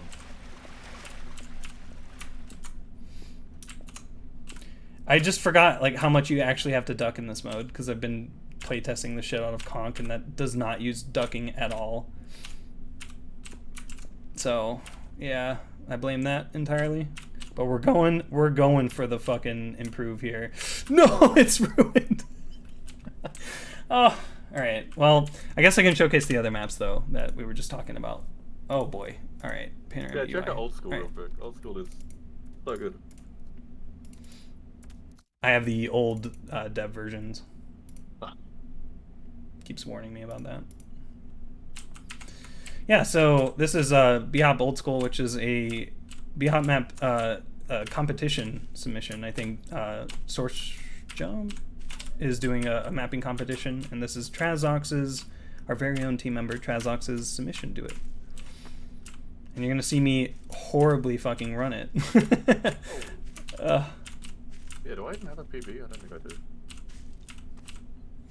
But it's using actually like 64 by 64 textures for all of this. You gotta save that GPU memory. Yeah. Our game is really demanding, so New World has fucking nothing on us. Oh. Alright, we made it, but I didn't make it up there. Alright, that's fine. See if I can make the hop. The tree section is gonna fuck me up. I've play tested this map. So I've beaten it in playtesting, but he was making some last minute changes, so let's see if they fuck me up.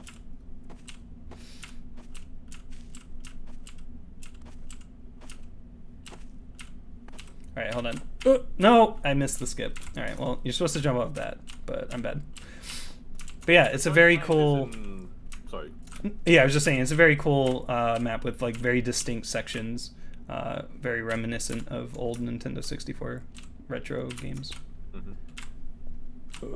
I tried playing this whilst live streaming Discord in Ahop mode, and Traz was just disgusted watching me.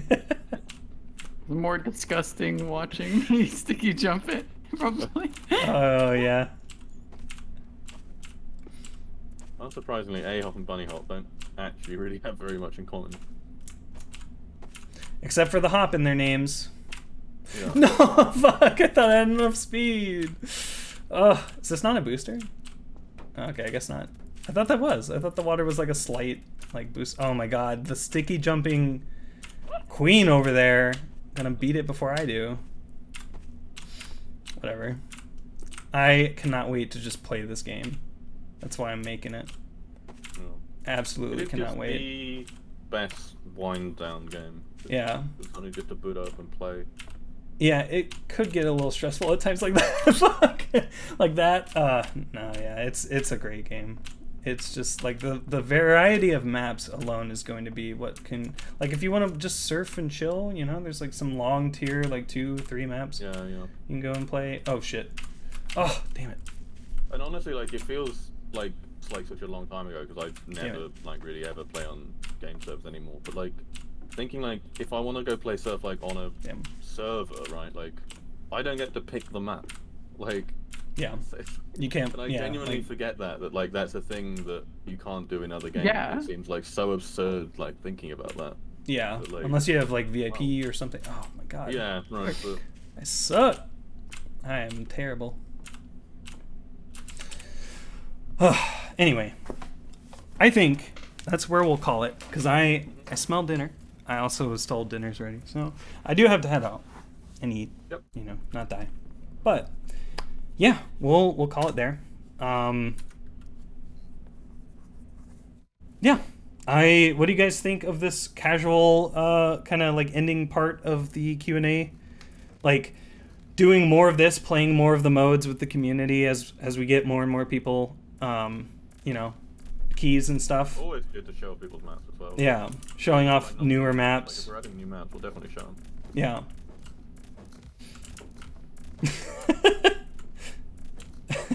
Hex is just pogoing in the start here. I know Conc. Oh my god. Let me. You know what? Fuck it. Let's go speed whip. Oh. I know Conc. I know how to Conc. I'm one of the OGs, and by that I mean I have tested the shit out of it because the mode is just like so fucking complex that I need to like learn it in order to be able to contribute. Like. Yeah, but especially with like H1 movement or gold swords movement. Gold swords-esque movement. Gordon sword. Gordon source. Gourd source. No! Wait! Oh, no. Damn it. I can do it! I told you. Like, oh, yeah. It was only like a year or so ago that like I think that like we thought we might do. Yeah. But like we're probably out of scope for now, and then there we go. Yeah. Oh wait, on. And obviously we've got a great like community of conkers that like seem to have all migrated over from TFC. Conkheads. Oh, what? How did that not work? It's exploding right as I teleport. Oh, that's so annoying. How to drop Conc? Fine, I'll learn it.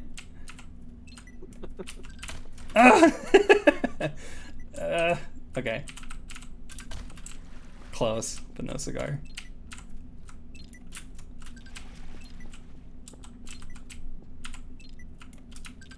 Damn.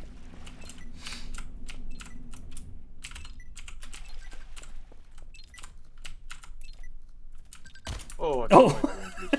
Shit. Oh yeah, improved safeguards is going to be a fun one. Little stuff at the moment. But we have some ideas for like UI for that that's going to be fun. Oh. For proving that. I wonder, can you like free down pogo this? There we go. Easy first try every time. All right, now let's get back to the map. See if I can complete it.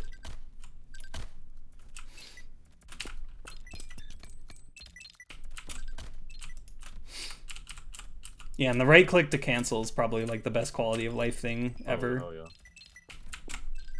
Oh, damn it. Too far forward. No! I didn't throw it. I have to wait a little bit longer. Alright, there we go. Oh! Damn it! No. Meanwhile, Sticky Jumper is just climbing on through. Oh my god. No! So close. They call me the Conc neck. It's very true. Conc neck. No one calls you that. Yeah, no, and literally no one's called me that, but they call me that. They will call me that, I guess. Ooh. People? Uh-huh. Oh! So close. I keep on. There we go. I think it's like just a little bit of a wait. Synchronize the beeps. There we go. Oh, you. What? All right. I deserved that one at least. That was robbed from me. Oh. Syncing the beeps. Robbed by your own game. I'm not throwing it down enough. So the way that concs work, for those that are just watching this being like, how the fuck? They work by the further away you are, the better the boost. So if I stand on it, I'll get a small boost because I'm a little bit away from it. The center is your origin in this mode. So you get a bit of a boost. And it's good combined with like a jump. You kind of get this small hop that like sets you, oh, whoops, that sets you up. I'm just going to do one. So like if you time it with like jumping on top of it, you get that small boost, but that's nice. But the main boost, right, is like standing outside of the radius. So like the further away you are, the more you actually get boosted. The calculation is really odd like that, but so when it's like a pit like this, you actually want to drop it down and then jump on right on top of it. Oh fuck, I actually had that. I should have turned around though. But yeah, you want to drop it down into the pit, and then once it almost explodes, you want to jump right on top of the outside of it. If I actually do momconc debug show radius, you can see the radius here, and like where the optimal spot would be is right there.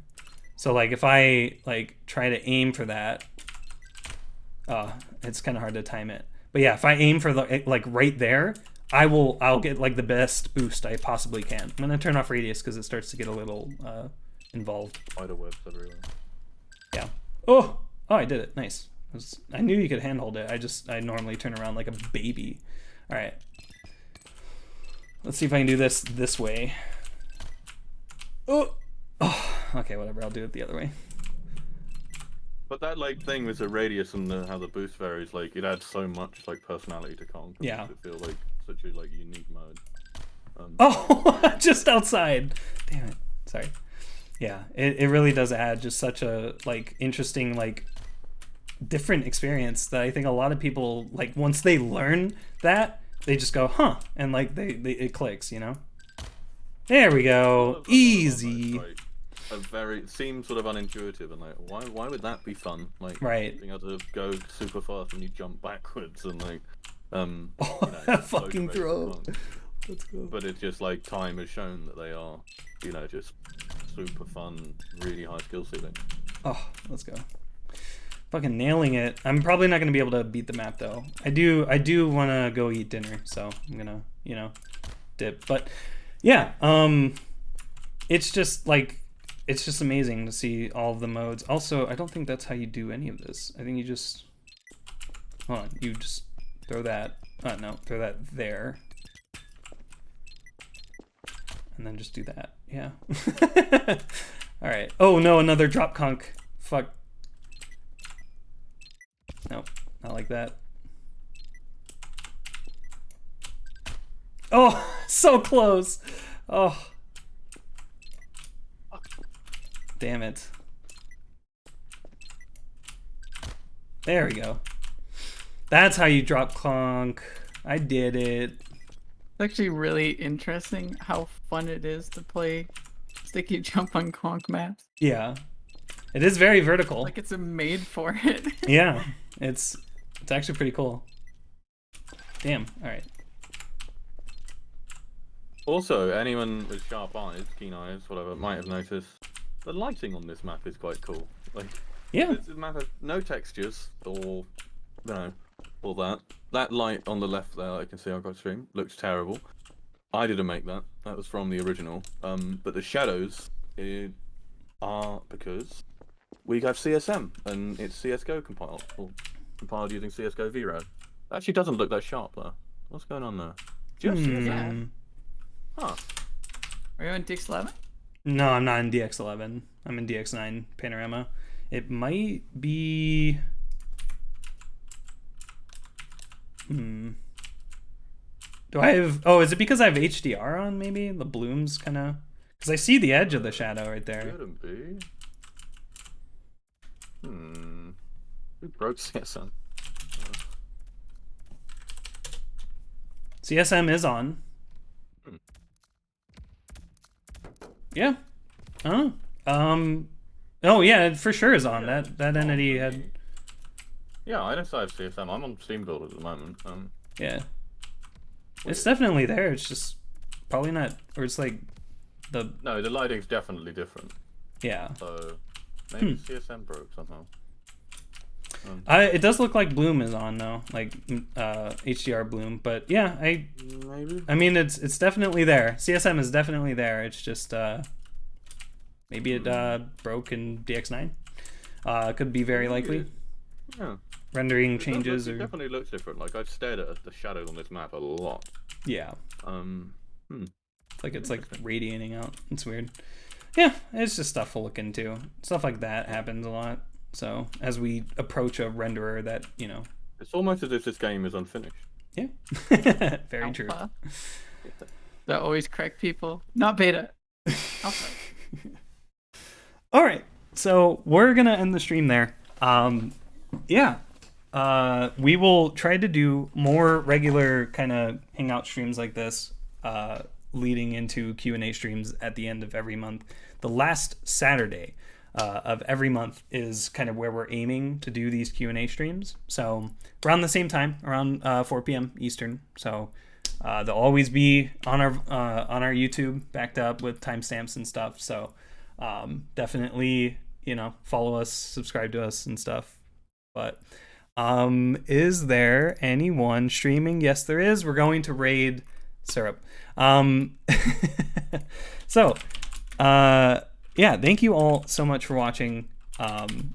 Definitely join our Discord if you haven't already. That's the best place to stay up to date with the game. And yeah, we'll catch you all in the next stream next month, end of August. So yeah, look forward to that one. We might do some other streams before then. We'll see. But yeah.